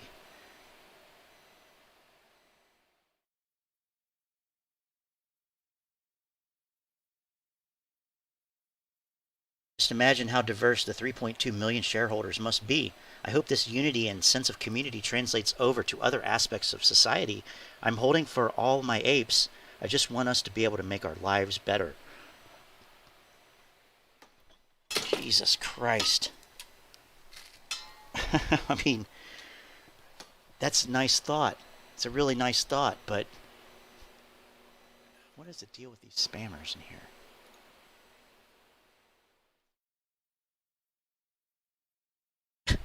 Yeah.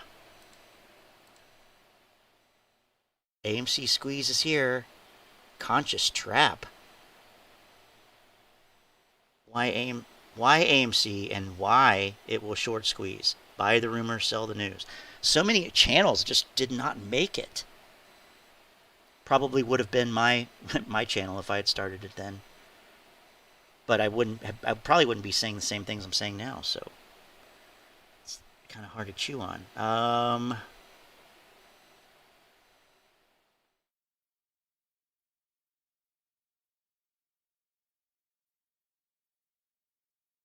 The AMC short squeeze over from Tom Nash. Imagine Tom Nash talking about this. Lou told everyone to call their bank and tell them you expect millions to hit their bank in a couple of months. Well. As some of you expected. Sorry, it was very loud. I'm really finding out how much the volume of YouTube videos vary from video to video in doing this. I really have to play with the volume.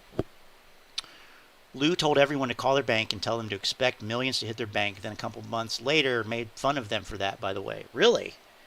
Jesus.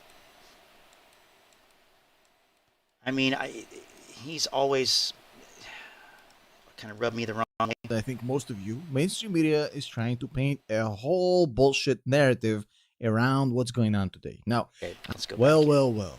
As some of you expected, I think most of you, mainstream media is trying to paint a whole bullshit narrative around what's going on today. Now, I'm going to use my own experience as a former financial analyst to completely dispel this FUD and to explain to you something completely counterintuitive. Why what happened today with AMC and the massive selling of the stock is a great thing for the short squeeze. I know that sounds unreasonable. It sounds counterintuitive, but trust me, I'm going to use my own skills, my own know-how to explain. Your own skills, huh? To you exactly what happened and why it was actually a brilliant move, not just for the company fundamentally, but also for the actual short squeeze. So, first of all, let's look at this article right here. This is from MarketWatch. AMC stock bounces after completing a share sale program to raise nearly $590 million. Stock was sold at an average of $50.85 below current levels, but well above the intraday low. So basically, this article is talking about AMC putting up 11.55 million shares up for sale and raising over $500 million.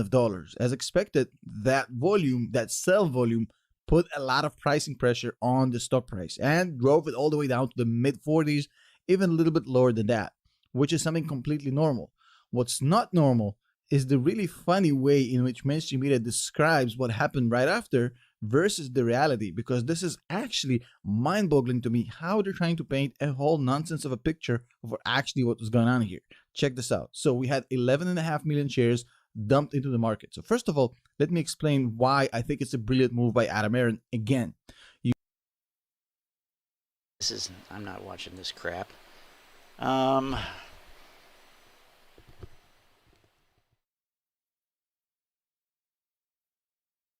Yeah, I didn't know that he was a former securities professional. I mean, what the fuck? Everybody's now is a fucking, what the hell's his name?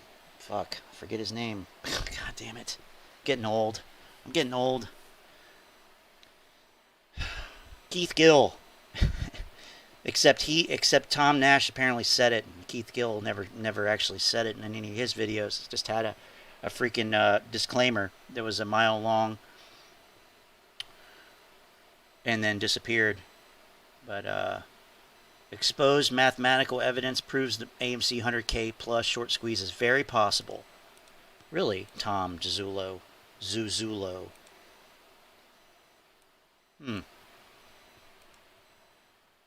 Alright, everybody, so I'm always talking about this AMC short squeeze, how big it could possibly get, $100,000 per share or more, depending on how big this thing goes. And a lot of people are very hungry, and rightfully so, for some more logical, mathematical information on how we are actually realizing how big this short squeeze could go. And I have some very interesting exposed mathematical information that will kind of show us what do you want to bet it's from Reddit? Holding on for dear life and cutting off the supply of this stock. So basically, take a look here.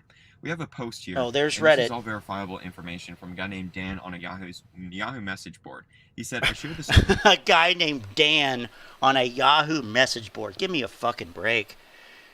Oh my God. The last 3 months daily average of AMC on 5/19 was 97.51 million shares per day. This has actually gone up to 106 million shares per day, but that's kind of besides the point. So basically we have some crazy large volume. Multiplied by... Nowhere in the world does it say... 91 days of rolling 3-month average, and this added up to over 8 billion shares traded, close to 9. That's a good thing that's how you that's completely illogical mathematical calculation. 9 billion shares. Besides, it doesn't, like, they're talking about share turnover again. Share turnover. 80% of the float is owned. Traded. Now, what this information is going to show us is how large this synthetic shares. No, it's not. No, it's not. That's more nonsense. Like, imagine if you thought that because so many trillions of dollars are spent, bought and sold each year of money, that it must mean that people are printing counterfeit dollars. Like, that's the same thing. More money is spent and bought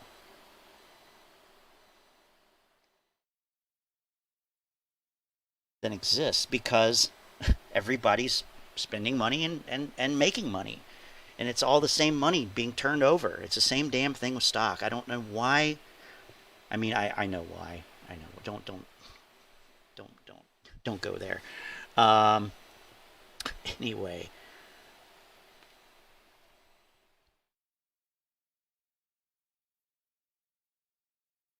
Yeah, probably Russian and disinformation. Probably. Speaking of which... No, you can have arguments why there's a fundamental argument why AMC may be going up. You've got people going back. You've got the John Krasinski movie that got great reviews over the span of the weekend. But then I give AMC a lot of credit this morning for having said that, you know, the fundamentals in their company are not matching the performance of the stock. And that's going to cost them some money in terms of what they're trying to raise. But I give them credit for that. At the end of the day, sometimes you can make a lot of money, and it's not a fundamental trade, though. It's a technical trade. And when the day traders, when they did with GameStop a couple months ago, a few weeks ago, and what they're doing now, it's a technical trade. But what we've got to be conscious of is that at some point, and you said this earlier today, the market's going to turn around. The technicals are going to wear out, and they got to be prepared for a down move in that. But so far, I think they've probably made a little bit of money. And I still would question the institutions that I've heard so far have lost about $5 billion in their shorts. And if they haven't figured out now that they could get hurt through short squeezes from retail, that's something the institutional investors got to learn. Yeah, that's a lot. You gave us a big That's a broad lot. overview. Yes. Joe, Yeah. just using the term day trader, it's not something we use anymore. That was the late 1990s, early 2000. Is this the same? Is this different? Does it rhyme? No, Becky, I think there's a great parallel there. I think the day traders came around in the 90s for a couple of reasons. First, the internet. Obviously, we got great technology today. But second, we had an incredible bull market. The market went bananas there the entire second half of the 90s. Then we know what happened. March 2000, it explodes. We had a very difficult 3-year recession. But we've had a great 5 years of the marketplace. And as Thank God we had, war to help us out with that, right? long as the markets continue to do well over time, really do well, like month to month, the day trader is going to be okay. If we go into a bad year, the day traders are going to get wiped out. That's what happened in the 90s. That's what would happen this time. Until then, you would just tell the institutional investors beware. You wouldn't get short any of these things? Well, I don't think up until Plotnick and Melvin Capital a month or two ago, I don't think any institutional investor thought that the retail 3rd, by the way. market would be able to come together and put them in a short squeeze. But we learned something now. That's what's happening now. Well, the institutional investors, they're sophisticated people. They got to be able to wake up to that. That's a threat that he didn't have, let's say. I love I love it. The God Pill states there's no synthetics, but AMC still has a chance to squeeze. Maybe you two can do a stream to explain this to apes. Not sure that how there's a chance that it could squeeze. Not really sure about that. Nobody wants to do any joint collaborations with me. I've already tried. Nobody wants to. Here's Nokia. It's not even at 6. It's at 593. What is it? I always forget how many B's there are. Bed Bath & Beyond. Okay, so it started the year 2021 at like 25, and now it's at 15. What's another? Oh, well, I can't forget this one. Now, GameStop's at 116.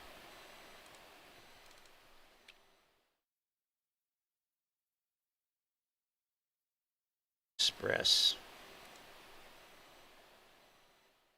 is at 3. Remember when they said that Wendy's was remember when they were trying to make Wendy's a meme stock? Maybe it was on. This was on June 8th and 9th. What the hell?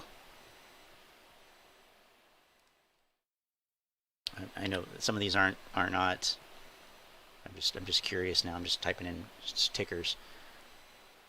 Flip the float in a week is one element needed.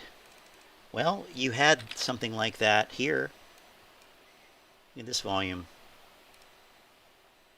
These are daily candles. 700 million, 660 million, 500 million, 766 million, 598 million, 337 million, 349 million.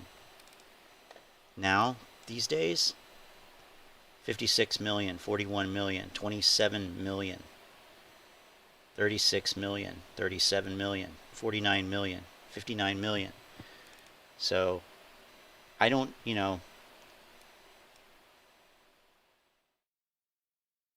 this has got to happen. This would have to happen. Oops. That kind of shit would have to happen again. I just don't see it happening. Whether it's... I just don't see... Let me get this stupid box off there. There we go. Remember what happened last year as far as stimulus goes and all that kind of stuff. Unemployment, stimulus. There was a lot more, I think, at least this is my opinion, a lot more disposable income for this kind of shit coming from retail at that time as opposed to now. So, you know, people would probably disagree with me on that, but I mean, look at these numbers. God damn, these freaking bots in here. Sign. The bots are a good sign, right?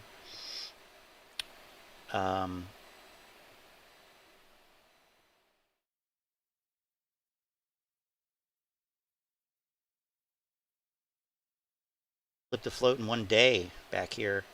Now, also, you had this happen back in, this is January 27th.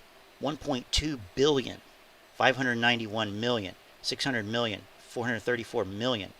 And also the float was smaller back then, too.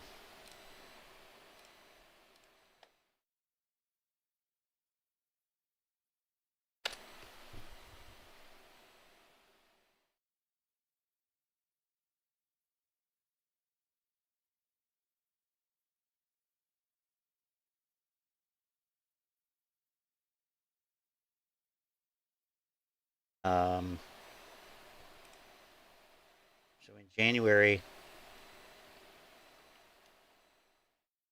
177 or so million shares outstanding. And it wasn't until June, really, that you got up to 513 million. So anyway, what, that's 6, 9, 12, 15, 18. Several times the float traded on that one day. Here. 2 billion.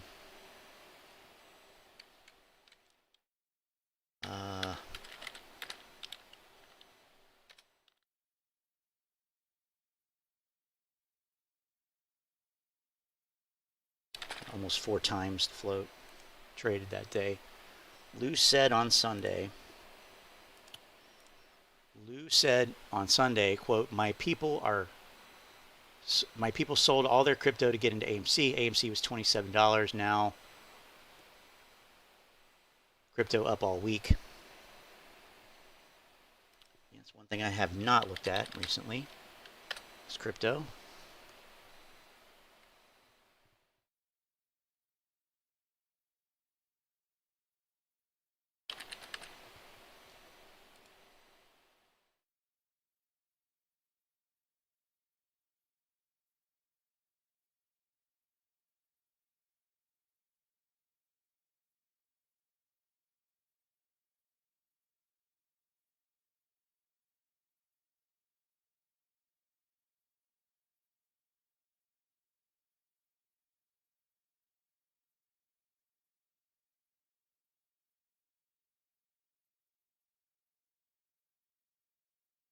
This real quick here. Just a little comparison.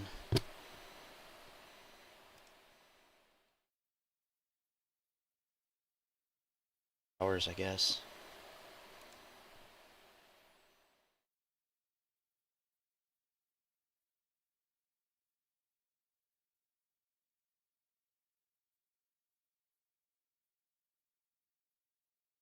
Run up. Maybe they did sell their crypto to get into it. Bitcoin was at 50, almost, yeah, right around 60,000, 61. That was an all-time high there. I'm not from New York, no. I'm from Cleveland. 1.2 million call options is most likely the factor that triggered AMC. Gamma Squeeze says the majority results of a Google search. Yeah, that's one explanation, right? That's one explanation.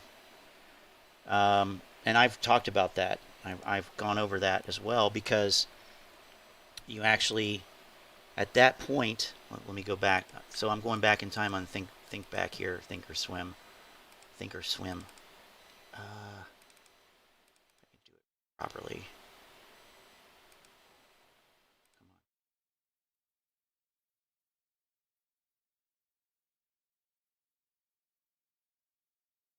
If you go to like Tuesday the 1st.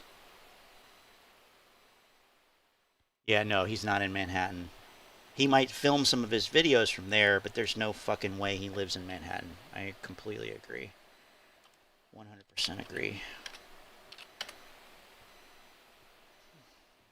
Oops, AMC, please. Oops, AMC. Okay. What the hell?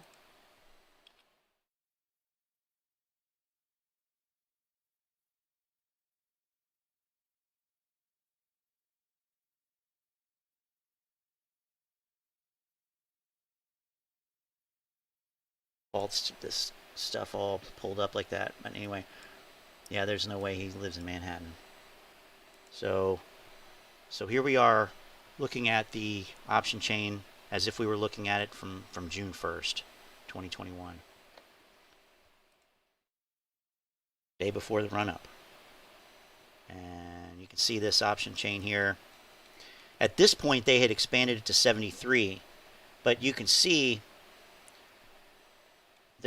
there was some volume at this, but that was the first day because a lot of these were zero.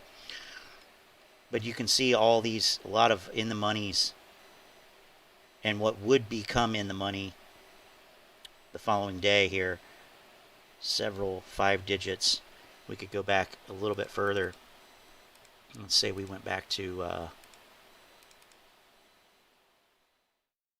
520. See where it wants to stop here. 524. You only had options going up to 28 for this June 4th. Now, let's look at the monthly, though. So you had options going up to 40, and you had 139,000 open interest that day. So, yeah, I can believe that. I can believe that. If we go forward in time, we see this number rise.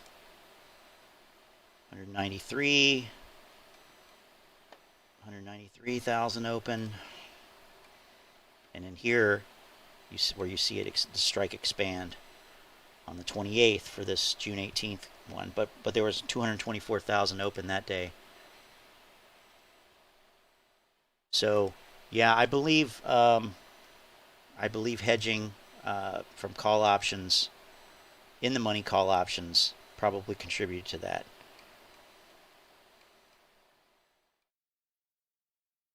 But again, like I've said from the beginning with this thing, once these strikes got expanded to 145, that was the end.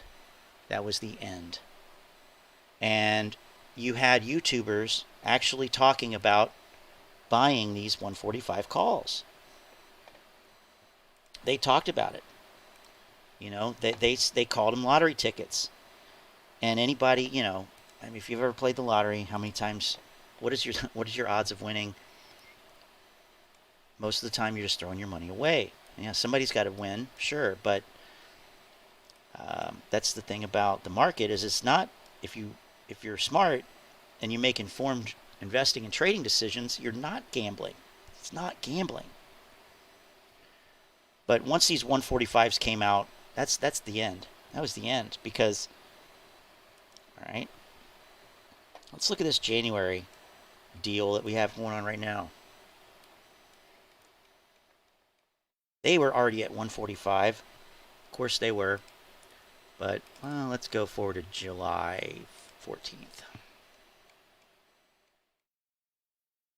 We already had 44,000 at January, about September. 25,000. I mean, this is, and these are $1.36 a piece in September. I'm sorry, in July for September. What about in July for August? 34,000 for the August expiration. For the December expiration. Oh, only 7,500. Okay, well, that's good. December options were kind of a bust, right?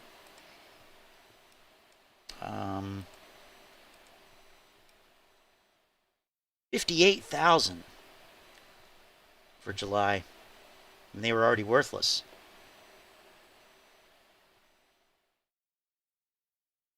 All these, look at all these. And the price was $33. on July 14th. Look at all these options that expired worthless. Let's go forward to the actual expiration. Here they are, worthless. 0.00000. 59,145. I mean, that's where all your money went. That's why you don't have anybody buying the stock anymore. Everybody wasted their money on bullshit options because you have people. I don't know why. Actually, I don't know why. I think part of it was the influencers like these guys, but I don't know.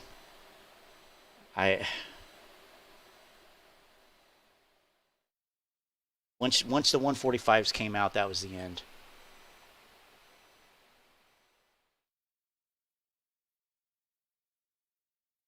The open volume for 1218, 40 calls, hit 107. That's why the 200K.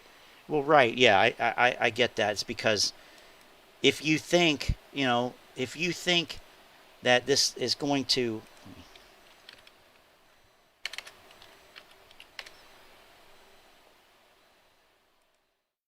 if you thought that this was going to happen, hold on.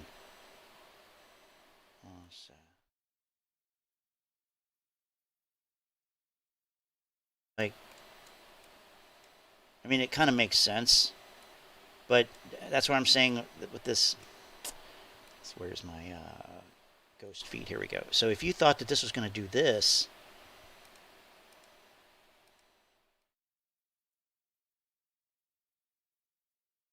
thought that this was going to do something like that.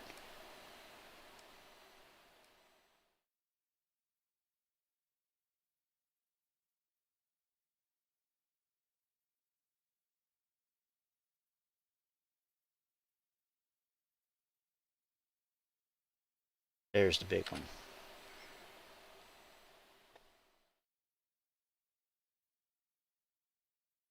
Like if this is what your expectations were, fuck.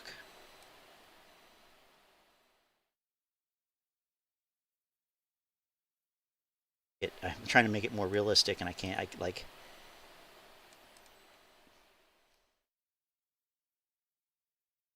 And then here's the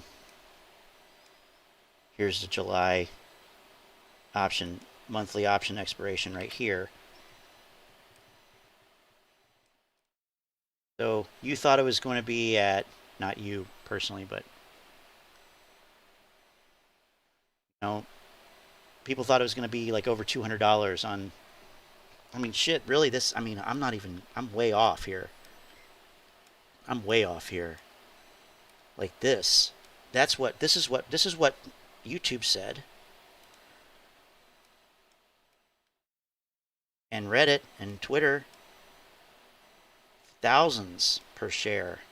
So if that's the case, then yeah, 145 calls would be, you would be rich. You'd be rich. Let's see. Let's just go here.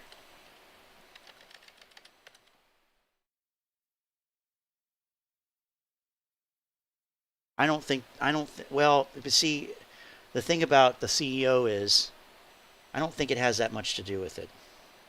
I don't think the CEO wants there to be a short squeeze. I think the CEO is very friendly to retail investors. But that's all water under the bridge. Let's see here. Let's say we got this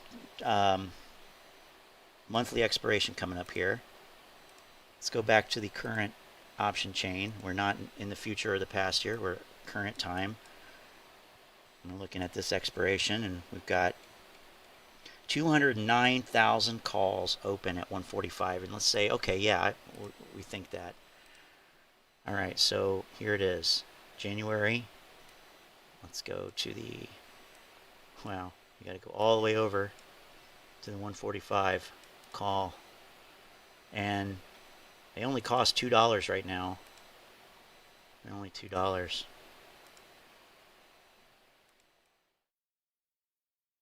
But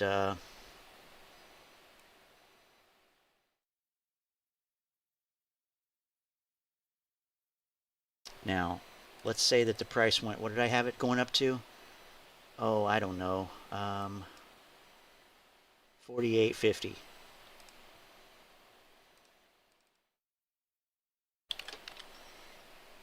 Yeah, these calls would be worth $500,000 a piece. They would be. They'd be worth $500,000 a piece. So in that sense, I can understand it. But, you know, likely price, let's say the price is at 25.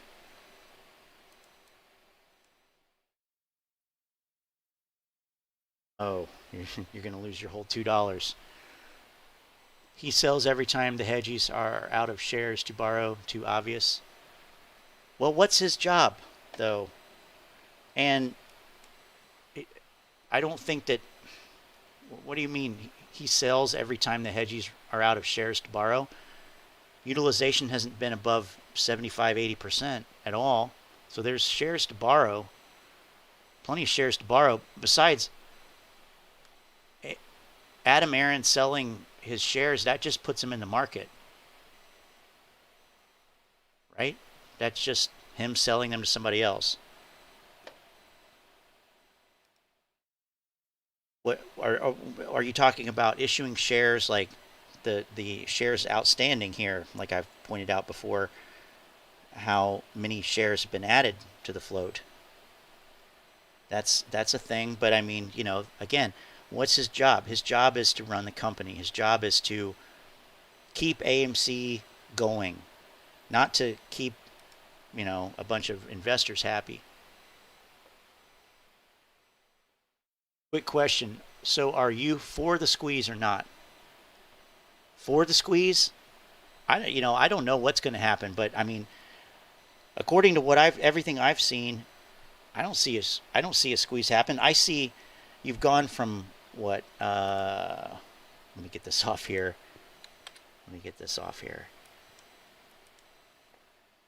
I'm assuming you mean, do I believe that a squeeze will happen?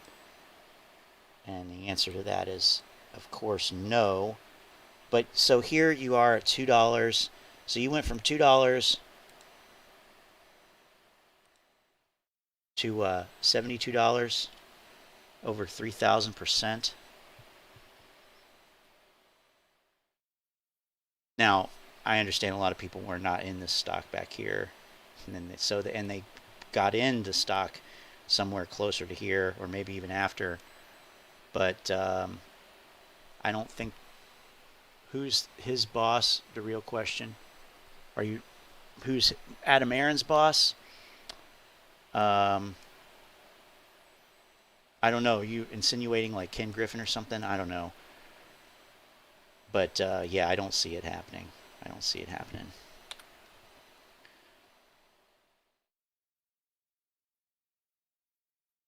If anybody has the evidence for these supposed synthetic shares, it'd be a good time to show that. But I haven't seen anything personally that supports that.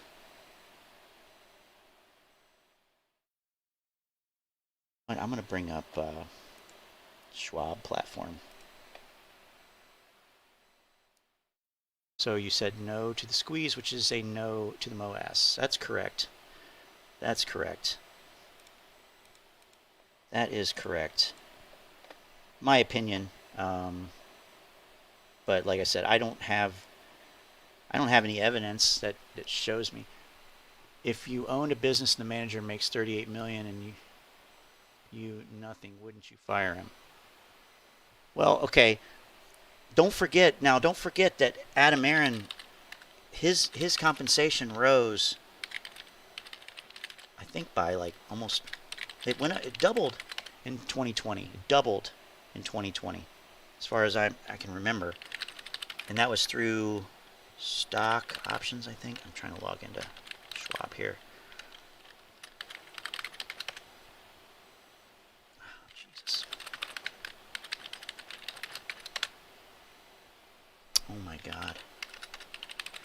accidentally forget my password.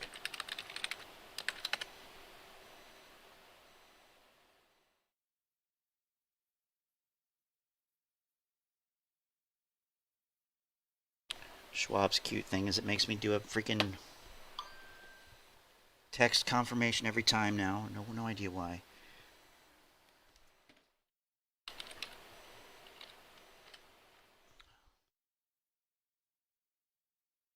Why am I making these videos and streams?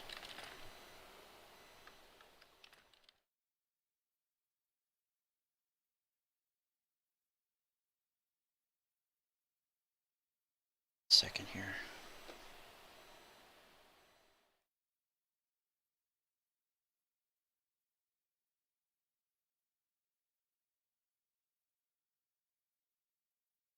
Clearly it's not for the money, right? Clearly it's not for the money.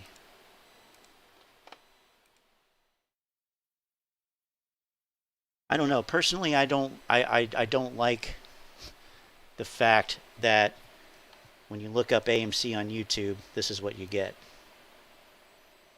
This bothers me. And it bothered me back in August. So I started doing this. And then my channel got deleted. And I had about 300 subscribers or so. I mean, you know, small potatoes, right? But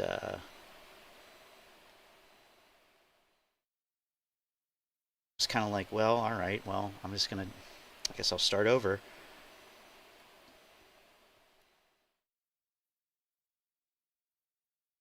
And in that time, from when the channel got deleted to when I started a new channel,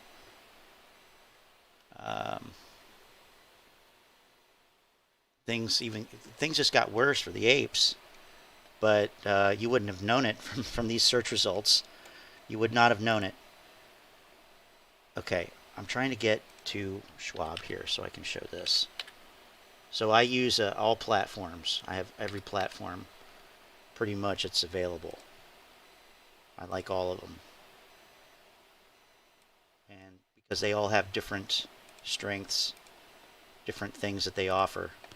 So let me go to...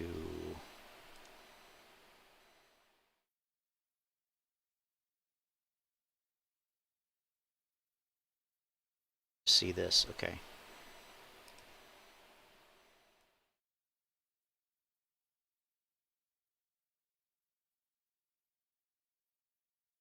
So with Schwab here, they have this volume at price study, which normally you would have this set to like 12 bars, so it would look like this, and it would show you, you know, how much volume was up and how much volume was down at each price level here. I can't move my mouse because it'll move it, but I'm looking at this box that appears like right here. See, 61.31 to 65.57. But what was interesting to me was when I looked at, like I zoom in on this period here and see that all this volume at the upper range, at the highest price levels, was up. Like there was no down volume at all between 62.77 and 65.67, and this is showing it because it's I don't, maybe the after, yeah, okay, we got to put these on, but it's the same thing here. So let me zoom in on this whole area, like this whole thing right here. So there was a, okay, so there was a little bit, but there's still more up volume at 72 to 75, and then 67 to 69, 64 to 67. See all this up volume? See this? Do you see what I'm saying?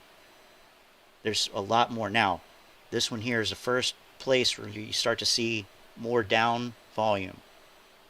Was this 50, 71 to 53, 43 range?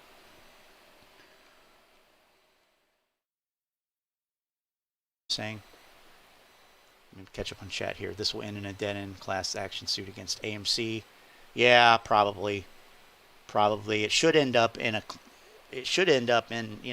lawsuits against the AMC YouTubers, but there's probably something in the terms of service that protects them, I would imagine. I haven't looked into it actually. They're getting rich from ad revenue, and they're getting rich from their subscriptions and option trading courses and their Webull promotional codes and their free stocks and all that shit. Yeah, they're getting rich off of. They have multiple streams of income, multiple streams. But just what I wanted to highlight here is I like Schwab's volume at price study. I like some of their studies. I like their charting. But you can see that there was a lot of buying at the top. And that's consistent with retail. Buy high, sell low, the retail thing. Let me just go to 204 hours. I suppose you could say that. I guess you could say that. It was never really meant to be for or against anything. Just to look at the actual. What's the actual evidence? What do the facts show? Not starting with a conclusion that I want to be the case. Right? I wanted to try to do this like in a more scientific way, using something akin to the scientific method, where, all right, I have an idea of what I think, but I'm going to let the evidence guide me instead of trying to make the evidence fit that conclusion that I want to happen, that I want to be true, right? Because I didn't see anybody doing that. All I saw was biased information. And yeah, at some point, you could say I became bearish, or you could say I became a bear, but it's because the evidence pointed me that way, not because I already had that conclusion in my head. Does that make sense? So that's how science works. That's how truth is discovered, right? You look and see what the evidence is, and you put it together, and if you're an investor especially, right, because that's your money that you're putting out there. So a lot of people say, I'm going to try to find all of the holes in my argument, before I spend my money, before I invest in that. What are all the ways I could be wrong? And that's not what I saw happening. So I just wanted to I'm not any type of genius. I've lost more money than anybody else here probably in the market over the years, but I'm trying to bring that to the table here. That's all. And yes, it is sickening to see people like Trey Collins and the creative investor, for one, that guy, but all these guys really, but they're still making money. Could you imagine the balls that it takes for somebody like Trey to go around and giving out $10,000 tips to random waitresses here and there around town? I mean, how could you think that that is a good idea? That's the kind of stuff I'm talking about. That has nothing to do with people losing money in the stock. That has nothing to do with helping people make smart investing decisions, be better traders, better investors, better with their money. That's you, I don't even know, flaunting your wealth or thinking that you're giving back somehow. I don't know. I don't know. Like that, and it just keeps going. Adam Aaron. What about Adam Aaron? Faxor Retail owns 90% of the float, and there's 18% short interest. Where is this? No, where is the fact? Where are the facts though? Where is the justification for that? How do you know retail owns 90% of the float? How do you know that? How do you actually know that? I mean, I would like to know. How do you know that? Because everything that I see shows 35% institutional ownership. Let's go on Fidelity. Where's this 90% coming from? That's, you know, where is the 90% coming from? Is it coming from somebody who has a reason to maybe make you want to think that? So here's, oh boy, okay. So the first 4 categories are basically not retail. So institutional stock ownership, institutional mutual fund ownership, insider ownership, and other. And other is 58%. Yeah, well, you know what? The CEO of a company, that's not where you get that information from. He doesn't know. He doesn't know. And when you're looking at, I mean, you could say, okay, well, Fidelity's biased or whatever. Go look at any brokerage. Let's go over to Schwab here. Look at Schwab. I forget where to look at it on here though. Probably in research.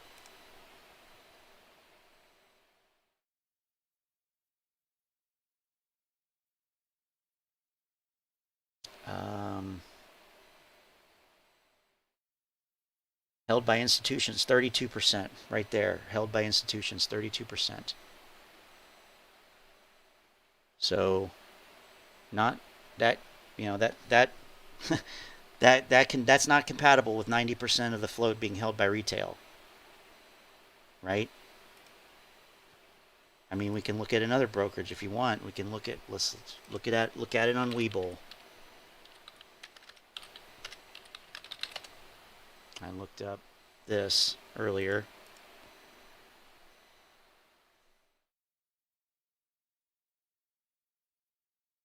I forget which one it's under, but institutional holdings 35%.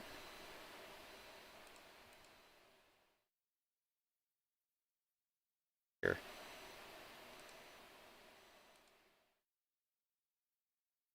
Not confusing or anything, is it? But institutional holdings percent owned 35%. I don't know why it's flipping back and forth like that. That is kind of odd, but anyway, 35%.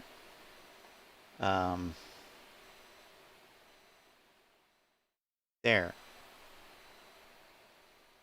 So, yeah, I mean, it's, you know, these are black and white numbers here. Adam Aron saying this, saying that. Yeah, he also says that AMC accepts crypto. Well, they accept crypto. They have an agreement with a company called BitPay that accepts crypto on their behalf and sends them cash. So AMC doesn't accept crypto. Like, they're not holding crypto. That's another thing that nobody has talked about. I've talked about it, but, you know, Mr. 60 subscribers here. But AMC uses a company called BitPay, and they accept crypto on behalf of AMC.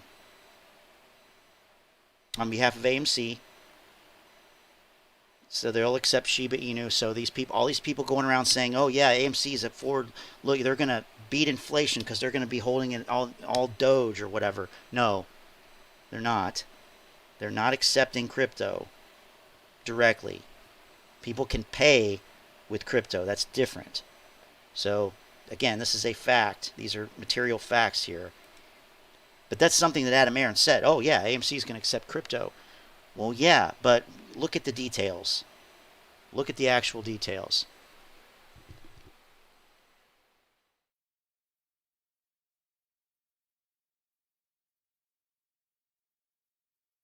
So I'm curious about this 58% here because that would be, what, 42%?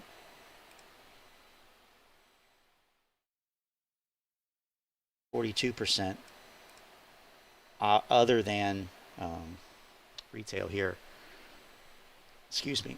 Number one protection for hedging is to get their agents to buy out a bunch of YouTubers, tell them not to buy options and sell. You're this conspiratorial nonsense. It's conspiratorial. It's conspiracy theories. It's not that complicated. It's not that complicated. I mean, and clearly You want to know what? You want to know what? If that's the case, then they are doing a shitty job at it, because look at your option chain, okay? Look at your damn option chain. This is just for this coming week. If they're saying, you know, not to buy options, well, then they suck at getting people not to buy options, because all these people have wasted their money on options that are going to expire worthless, just like every other month. And you can sit there and say that it's because of hedge funds or whatever, but no, no institution is buying 145 strike calls. They're not. This is uninformed investing 101 right here. Period. End of sentence. I don't know what else to say.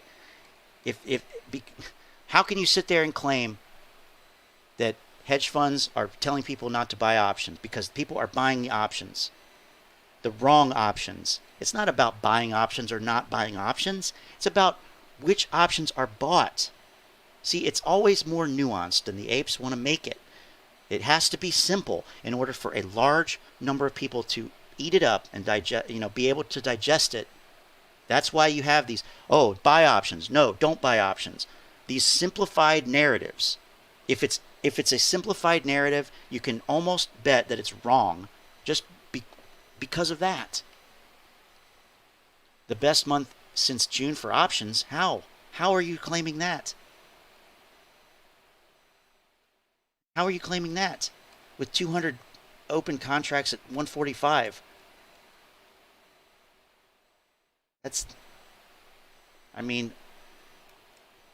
I don't get that, but so anyway, yeah, that's what this channel is about. I'm not, I don't know anything. I am a retail investor who has, lost a lot of money, made some money. Shit, I made money last week. I've been waiting for this. I've been waiting for the market to go down, because clearly it was imminent. But anyway,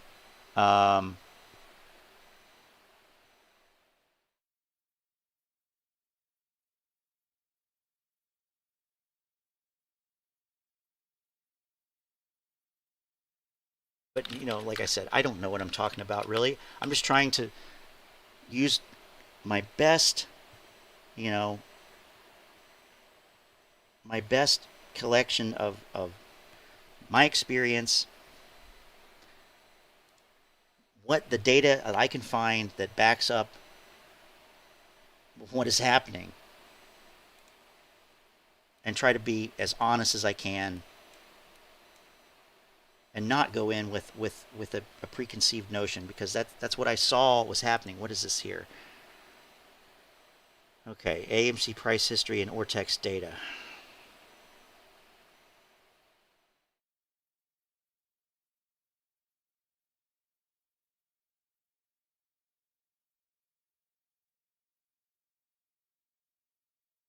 See on the left, and then Ortex data on the right, huh? Okay.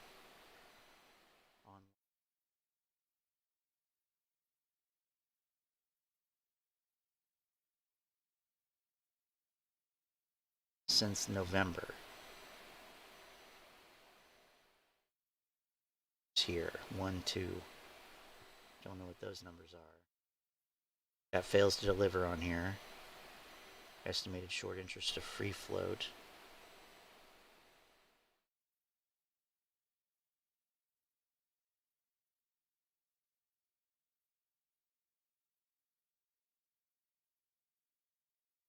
That's not to say that, that there could not.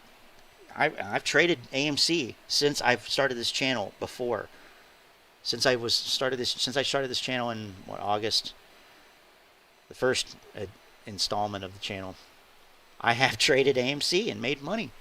Then explain how AMC gamma squeeze on 127.16. Well, you know what? I have talked about that. I've talked about it. I've talked about it in this live stream right here. I've talked about it in this live stream right here. I showed the option chain. I went to Thinkorswim. I thunk back on Thinkorswim and showed you how these option chains, do we need to do it again? It's under analyze. Everybody can do this. Anyone can do this. To January. What was the January expiration? The 15th. Well, that was the January expiration. But the run up was on. It was closer to this one. It's close. But look at these numbers. So the run up was closer to here in the January GameStop thing. January 2021. I'm gonna make sure I'm on the right year now, because I keep thinking it's 2021 still, but we want to see 2021, and that's last year. Okay, so the strike prices only went up to $7, so of course you're gonna. I mean, it was just a different, totally different thing. And leading up to June.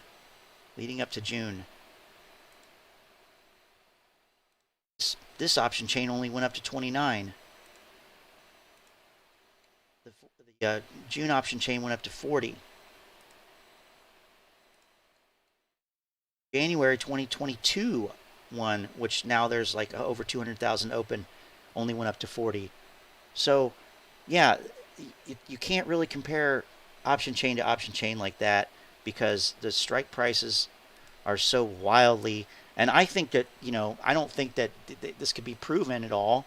I don't think it's illegal at all, but I think it's a goddamn smart thing to do for the market makers or whoever the fuck sells these options, because by putting 145 on there, they are legitimizing it. They've legitimized those prices because they know that people will buy them. That's my hypothesis on it.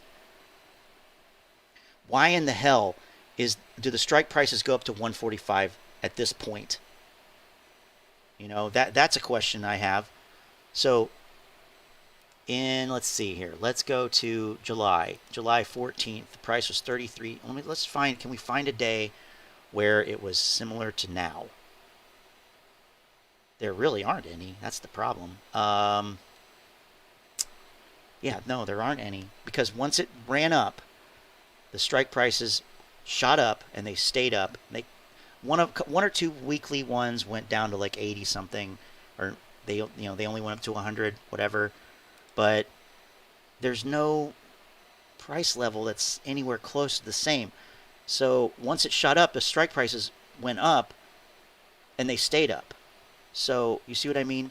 That's what I'm talking about here.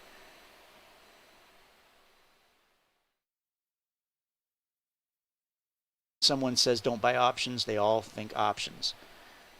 I would agree with that. But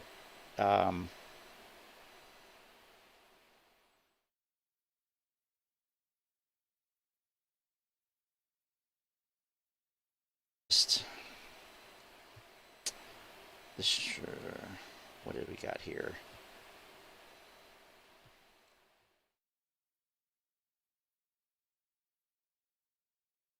Still have to cover. There are no trap shorts. Short interest isn't even high.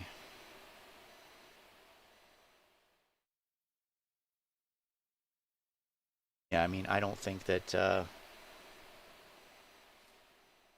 Vortex estimated data shows nearly 20%. This is for that.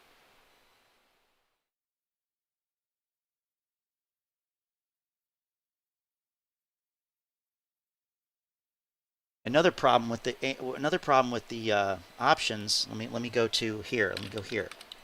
Let me go to Volify. So another problem with these options, because, and this is all, it's hard to really, it's a chicken or the egg thing, I think, in some sense. It's hard to say, but the implied volatility, and of course it's only letting me go back to August here. Can I do this? Well, anyway, you can see that So the implied volatility percentile is in this lower graph here. And what that is telling you is the percentage of time, of days, that the implied volatility was lower than it was on a given day. So, for example, let's look at November here. Implied volatility was, looking at the upper chart now, November around 120. And this is for at-the-money calls. This is, at the money basically, so it's an average for the stock, but it varies per option contract. So 120, and it's saying that implied volatility percentile is around, it's not letting me click on it. Let's just say 10. It's a little less than 10. Let's say 9. So 9% of the time in the previous year, implied volatility was lower than 120. So what this is telling you is basically back here, before it was down, 40, 30, 40, 50% of the time, implied volatility was lower. Implied volatility was high. So options were very expensive, which is good for the market, good for the market makers. It's good, and these people that have deep pockets that can buy these expensive options, especially in the money, people couldn't buy those. People could not buy them. They couldn't afford them. Let me see if I can get it on Fidelity here. Shoot.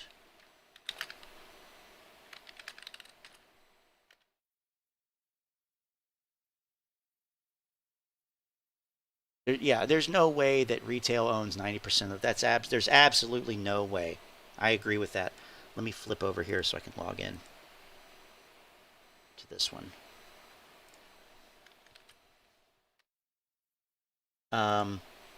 There's no way.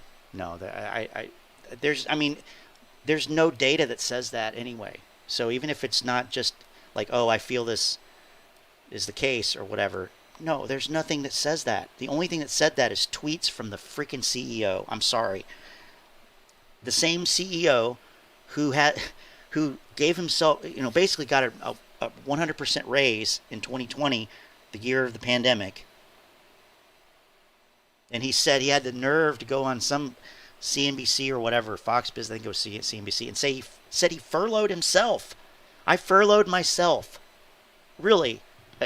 Okay. Is that what we're calling it now? Jesus Christ. What in the fuck? Look at this. Okay, here this is interesting. This is why I use all the platforms, because you just get better, you just get a better picture of everything that's going on here. AMC daily 1 year volatility chart. Let's just go with the calls since we're bullish, right? So wish that we could get the historical volatility off there, because we're looking at the orange line here. Looking at the orange line. So remember, here's our November 120%. So look at this. Back in the end of January of 2021, the IV was this high, up to 600%, and in May/June it was up over 400. Now, again, it depends per contract, so you see some really crazy figures for that. Let's go to June 2nd. Say, is it going to tell us the implied volatility?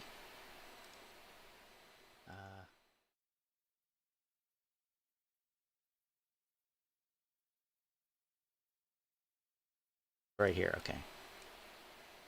All right. I don't like it there. I don't like it right there.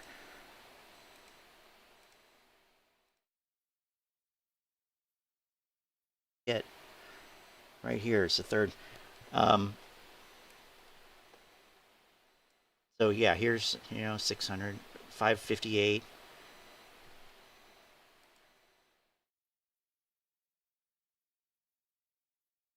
And of course, the higher the implied volatility, that's adding value to the option premium. How much? Well, it depends on Vega, which I don't have on here, but let me add it. So the deal is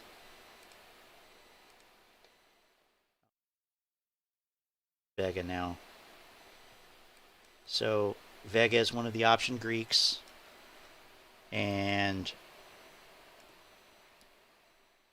for every percentage of implied volatility that's added, you will add or subtract Vega. So in other words, if Vega is 5 cents, 0.05 like it is right here on this contract, every percentage of implied volatility that's added, you will add 5 cents to the option premium. Or if it goes down by 1%, you will subtract this amount. So that's how Vega and implied volatility are related. So the higher the Vega, the more is affected by implied volatility changes. And as you get out of the money, you see that go higher. So let me go back to regular time. So here's now. Oh, look, implied volatility is through the roof again on these contracts. 530. Now I don't have Vega on. But it's not really something that you don't really worry about, Vega. Nobody talks about it really. But I just got curious about it one time. I was like, well, what is it actually telling you? So it's probably 0.0001 or something like that here. But you know, these are high. This is inflated, and it's already worthless essentially. But yeah, what can you say about the 18% short interest? Sorry, I didn't see that message there. What can I say about the 18% short interest? Well, okay, I can say this. Let me get to an Ortex update. I'm trying to find an Ortex update here without having to go back to freaking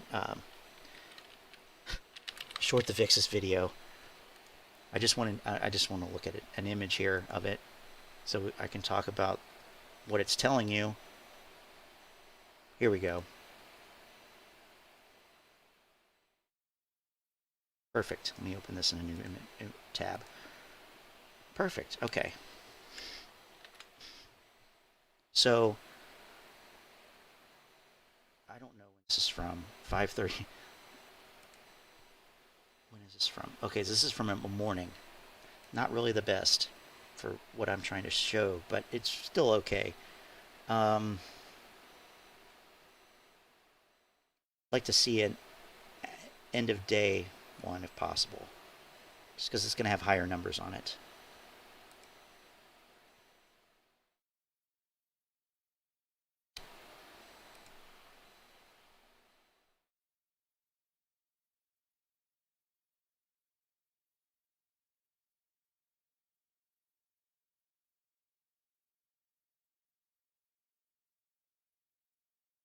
Okay, so I don't know if you're still listening to me, IVD Doggy, but let's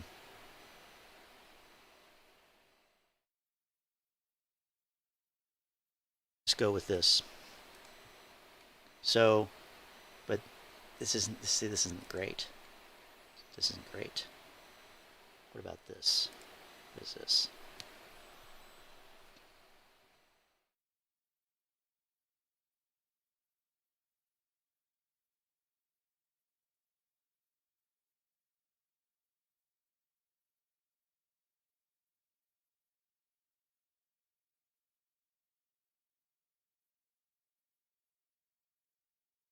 This has at least has a little bit higher numbers, so it's more of an impact. Oh shit.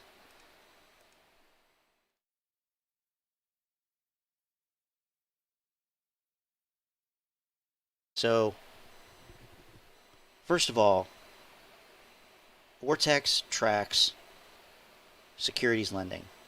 Vortex bases all of its estimations on returned and borrowed shares. So, and that's not self-reported as in self-reported from whoever borrows the share. it's reported, and this is interesting because Ortex uses the term self-reported, and I'm doing air quotes, quote unquote self-reported. They actually use that as a positive selling point and to highlight how accurate their data is. Now it's interesting because the apes use that quote unquote self-reported to highlight how inaccurate they feel the data is, but it's self-reported in that it is reported from the securities lending agents. So not the people who borrow the shares, not the hedge funds, not the institutions, not the short holders of short positions, not them. They don't report them. If they did, then of course half of them wouldn't report it. What it means is, let's say that you're whoever, Joe Blow, you're going to short sell a stock, and you go to your broker and you click sell short. They borrow that share from somewhere. There is a central, I don't know what it's called, because I'm really connected in that shit, and Ortex doesn't say what it's called either in their explanations, but it's the securities lending agents. There's an overarching organization or institution or party that manages that, because there's only a certain number of shares that can be borrowed and lent, right? That is the out of the utilization. 100% utilization is all of those shares being lent out. That's like 130 something million, I think, for AMC last I did the math. So there is, whether it's within the DTCC or whoever, I'm sure it is, right? They keep track of that, so they don't lend out more than there are to be lent. So the self-reported number comes from them. It comes from the lenders, not the borrowers, and that's completely backwards from what the apes believe, most of them, because that's what Trey said. I was watching a video earlier, I don't know if you were on then, where Trey said that. He said Ortex is inaccurate because it's self-reported data from the hedge funds and from the market. No, it's not reported by the hedge funds. It's reported from the people that lend them the shares. Okay, so that's one thing to know right off the bat. Maybe you knew that already. Number two, when you see returned shares here and borrowed shares, okay, returned shares represents shares that are being returned to those lenders. Well, duh, Scott. Well, yeah, but how do you return a share? What does a returned share represent? It represents a closed short position. What does a closed short position mean? That means a position that has been closed. How do you close a short position? You buy to close or buy to cover. So let's go through the process of short selling. So I want to short sell a stock. I borrow it, or my broker borrows it. I sell it into the market. I sell to open. Normally, we would buy to open, right? A long position, but this is a short position. It's the opposite. Okay, so I sell the share. Somebody else buys it. The price does whatever it does. I decide to close my short position. I'm buying a share back. Am I buying the same share back? No, not the same share. It's a share. So you're buying a share on the market. You buy that share for whatever price. If it's higher than what you sold it for, right? If it's higher, then you lost money. If you bought it back at a lower level, then you made money. But in either case, you're buying it back. And when that happens, it goes through, DTCC settlement, normal. Once that's done, that share will be returned to that agency, that borrowing, central borrowing. It's like the desk at the library, the main circulation desk at the library. It gets returned, but it doesn't get returned until it is cleared through the system. So T+2, T+3, whatever it is. I've heard both. Normally it's T+2. I think it's T+2. It's hard to get straight answers on some of this stuff, but it has to go through clearing. It has to go through clearing and custody, just like any other share, because it is just like any other share. So these return shares here represent shares that are returned to the lenders. Returned to the lenders. But these shares have already gone through the clearing process. So they are not they're not being bought back the same day that they're being returned. And Ortex says this as well. They said this on Twitter, and you can pretty much read it from their explanation of on their website how their system works. But borrowed shares represents when shares are actually borrowed. So that's why they call this live updates.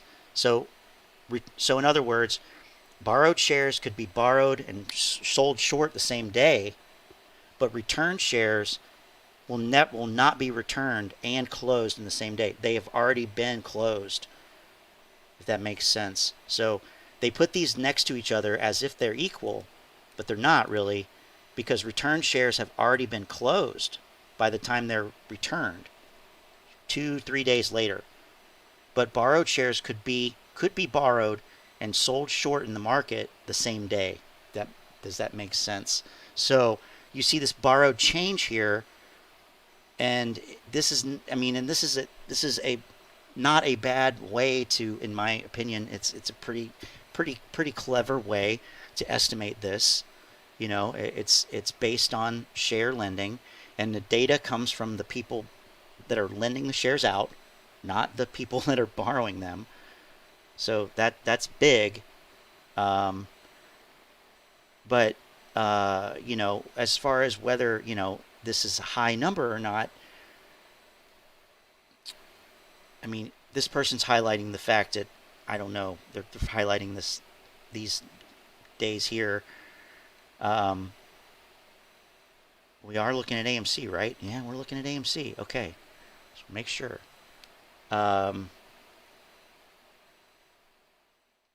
Sure exactly what day this is from. This is not meant to be current. I don't know when this is from. This is from, okay, it is from recently, but okay. But this is just to look at these blocks here and explain it a little bit. So you see a borrow change of 124,000, but nobody ever talks about. I say that nobody ever does, because they don't. But when they talk about Ortex, when people talk about Ortex, they just look at this, you know, percentage of free float or short interest change. They don't really talk about the fact that, okay, here, for example, you had 209,000. You had, let's just say, 200,000 and 300,000. Just to make it easy so I can say it without getting tongue-tied. 200,000 return shares that day, but 300,000 borrowed shares that day. So you have a borrowed change of 124,000. So that's where you get the 0.12% short interest change. But in reality, these return shares have already been bought back at some point in the past, and the borrowed shares may be sold short now, but they may be sold short at some point in the future. So it's not really, you can't really at any point in time know exactly what it is. And even when you look at the exchange reported short interest, that's out of date as well. So all this is just to say, show me somebody. I've been waiting to see somebody who actually has made money by using Ortex data as some type of indicator, and nobody really can tell me that they have. So I don't know. I think that it's probably, and couple in there the fact that Ortex was created by an institutional guy. It originally was started as for institutions. So Ortex was only originally available to institutions, and it was just in 2020, I believe, that it became available to the general public at, you know, a really expensive rate. It's super expensive per month. I don't think it's worth it. I'm probably a little biased against it, but But I understand how it works. I'm telling you, that's what I'm telling you here. These return shares and the borrowed shares are not, they're not talking about the same period of time, if you see what I'm saying. So is it useful? I think maybe it would be useful to see where you're at in general. But as far as saying, oh, it's 18% today, it's going to squeeze, probably not. Probably not. You know, there really aren't any other. I mean, there's S3, but that's even more expensive from what I understand. So what I mean, you know, what can you look at? I don't know. You know, is it useful? I don't think it's useful. I think it's useful maybe if you look at this thing once a month, maybe, but like every day, like these guys do on these, you know, on all these videos here. It's a waste of time. I'm just going to go ahead and say it's a waste of time, because they don't. First of all, they don't even understand. They're not telling you. They're not really explaining what it means. They're not really explaining what it means. You know, they don't know where these borrowing, where the numbers are reported from. So anyway, that's all I can really say about Ortex.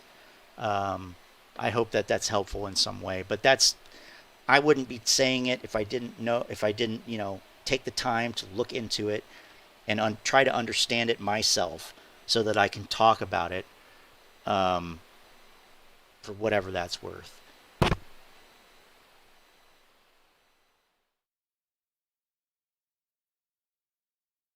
Options dummy on YouTube, is that you? Is that what you're saying here?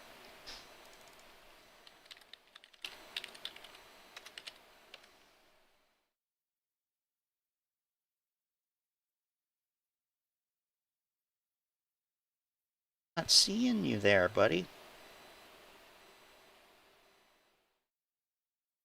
Maybe I typed the wrong thing. The options dummy, no? I mean, capitalization shouldn't matter, right?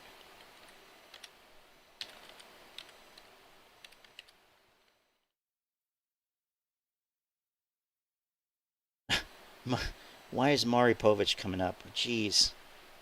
Okay. You're going to have to you're going to have to give me something more than that, I guess.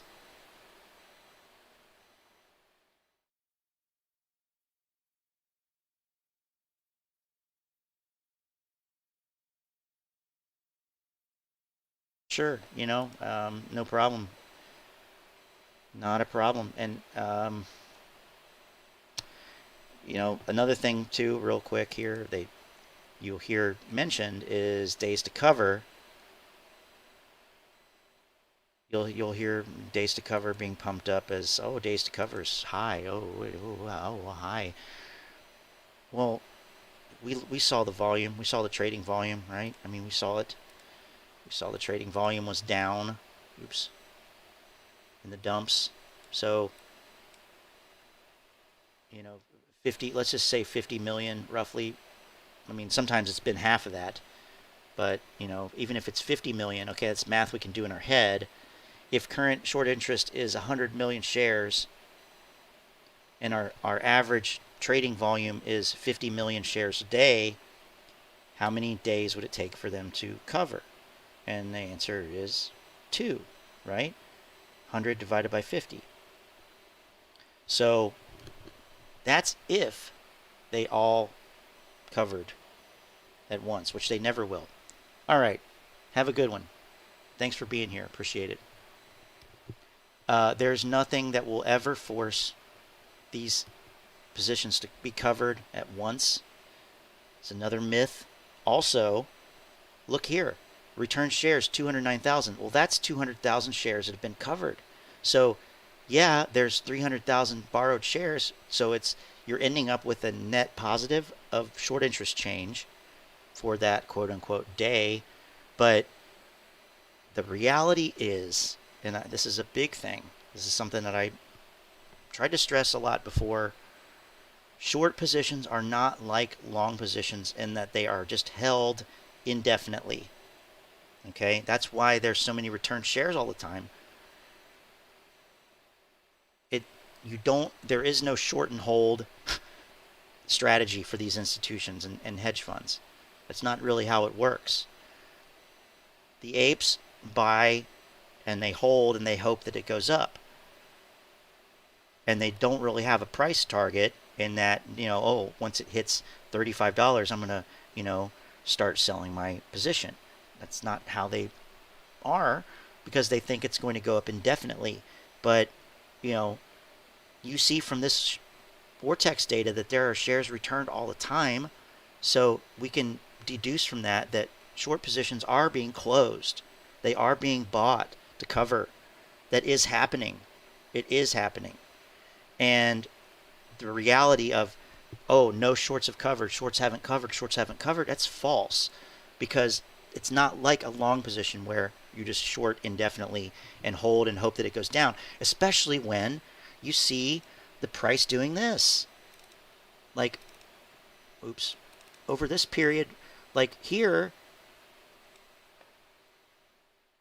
just like over this period here, God damn it, just like over this period here, if you were long and you held shares from back here, why would you not take the profit here? So if you were, similarly, if you are short at this level or any of these levels that's higher than where it is now, why would you not take your profits? And that's exactly what we're seeing happening. So, that's just the reality of how this stuff works. It's not something that, I've heard really any YouTubers talk about putting together the Vortex data in any meaningful way. It's all centered around the narrative of a short squeeze rather than trying to understand it, which is the problem that I have with it, because it's just, there's no way that you can fit all of this data to mean what they are trying to make it mean. It's just not reality. So I don't, that's pretty much all I've got to say on Vortex. What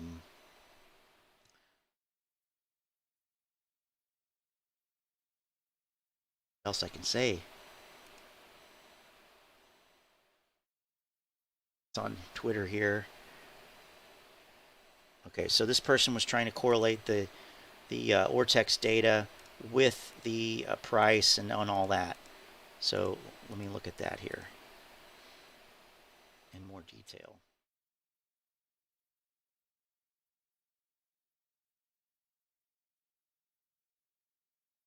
They have what is their thing? So it's just one of these things where they just present some data, and there's no there's no thesis, there's no point. It's just, oh, here's some data, assume that it's bullish. Well, no, that's not how it works. Here's some data, assume it's bullish. Okay, cool. All right, sorry, I'm gonna stop zooming it around here. So I don't know what I'm supposed to be I don't know how this is useful at all. So again, days to cover depends on the short interest, and it depends on the trading volume. So see at the top, volume 34 million, days to cover 3.1. Okay, that's high.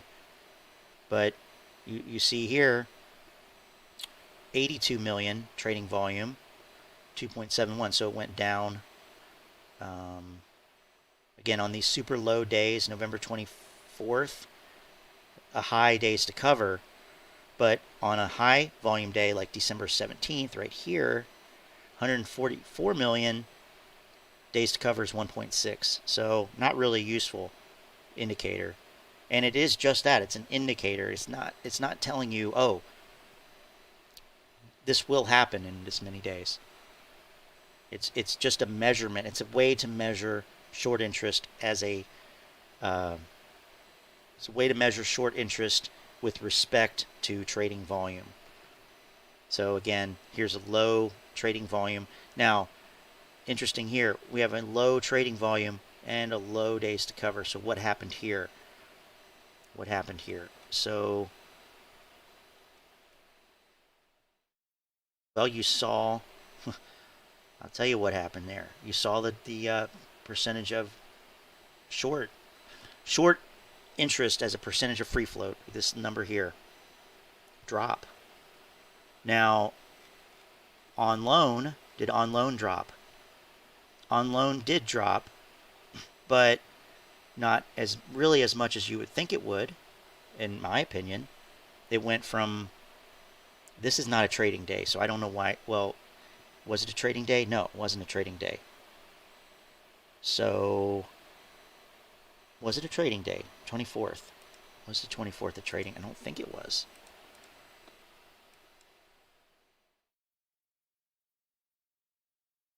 No, it was not. Okay.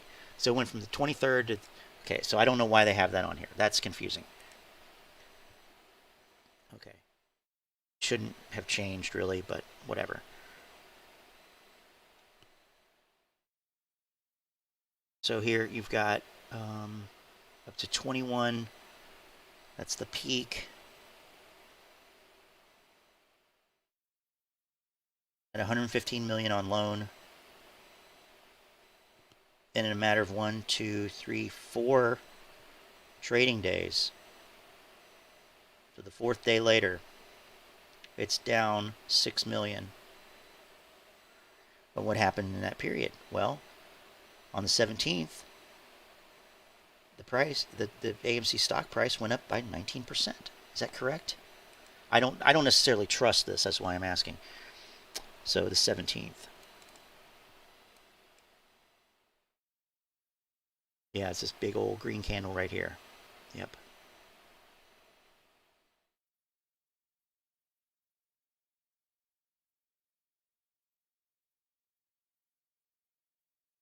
So, from the 15th through the end of the year, let's say, and pretty much that's true, through the end of the year, you saw the short interest dropping overall. Now, had some red days, had some green days.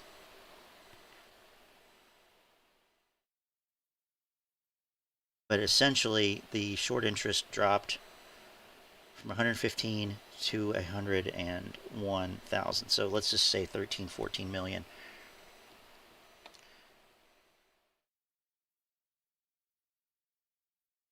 Yep.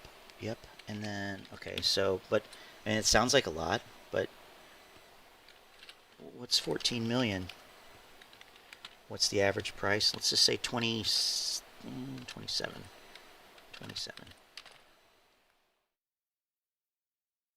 About $400 million total. About $400 million total for those 13 million or whatever. 14 million.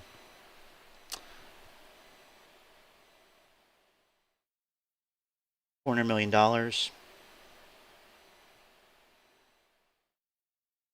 There's more than 400 million shares. I'm just like, this is not really, scientific. Just thinking in my head here.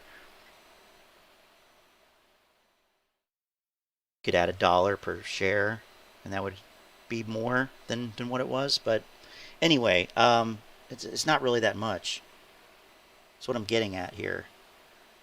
If all the short interest went away tomorrow, the price would probably go up. But let's do this, and then I'm probably going to get off here because it's starting to get late. Let's see, where should I do this at?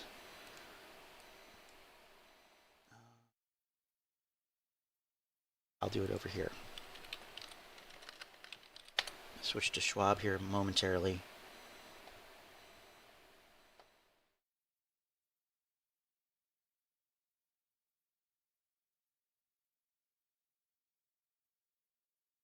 Okay.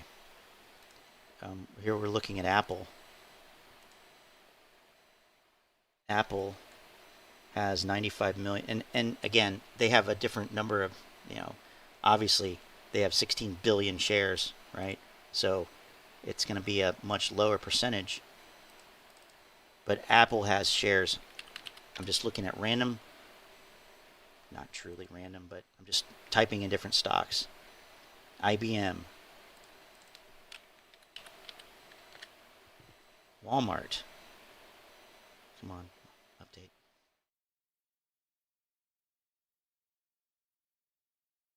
Walmart. Tesla, right? I don't even need to, do I need to type that one in. So there always are going to be short positions. They're always going to be shorts. They're never going to have to go away because short selling is a function of the market. So AMC, I'm looking right here. And this is exchange reported data from the 15th of December. So, you know, nothing that we haven't seen already. But what, you know, pick your favorite stock.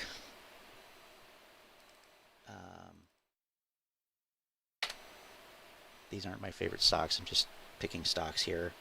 You know, there's going to be short positions, so you're never going to have them all covered. So, moral of the story, stop sitting around waiting for them to cover when they're never going to cover, and trade it. Trade the damn thing. All right. So, thanks for hanging out with me here on a Saturday night, talking about stupid AMC. Appreciate it. Roll another blunt, man. This is good time. Hopefully, You full of shit, full of shit, full of shit. hopefully, you know, this was meaningful in some way to somebody. It's about, you know, if I can just touch one person, I can just touch one person. I met you at my show, yelling and screaming on the front row. Jumped on stage, knocked me down, you made me horny. I drug you around, put you in the van, took you to the tail. Disney. On the way there, you was Who would texting short yourself. Disney? Jumped out the van before I got the room. Hopped in the car with your girl and went zoom. You dance with girls like a freak. You promised me a threesome last week. Another girl, it's hard to find. What about what's her name? She changed her mind. Caterpillar. So many people coming through. I can't get time alone with you. At least I have Boeing. some single and Poe. With you, I can't even jack off no more. You full of shit, full of shit, full of shit. And you need to quit. I thought it was been more than that. American Airlines. That's high. That's the closest to AMC that we've found so far. AAL. You got a real bad temper. About Delta. Short the airlines. 0.45. You're too About United. My chin is something you shouldn't be holding. You need to tuck your tail. American always was kind of the shittier one. Till you laying on the ground, bleeding like hell, begging the cops to take me to jail. Inconsiderate, selfish. When I Man, open your legs, it's crazy. Selfish. You talk too much to everybody. So flirtatious, so naughty. How can you be jealous Yeah. on Facebook? There's a candidate, right? You full of shit, full of shit, full of shit. And you need I wonder how they have it as of 1/11. Because it's maybe because it's a NASDAQ, or I don't know. Oops. You don't trust me. I don't trust you. Now what the fuck we supposed to do? You disrespectful. I'll break your neck, ho. I'd rather live alone than listen to you moan and groan. Bank of America. Oh, I know the apes are shorting them. No.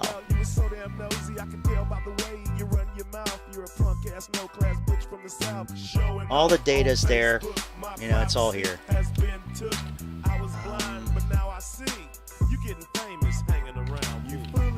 This isn't for shorting. It's just curious what it shows for this.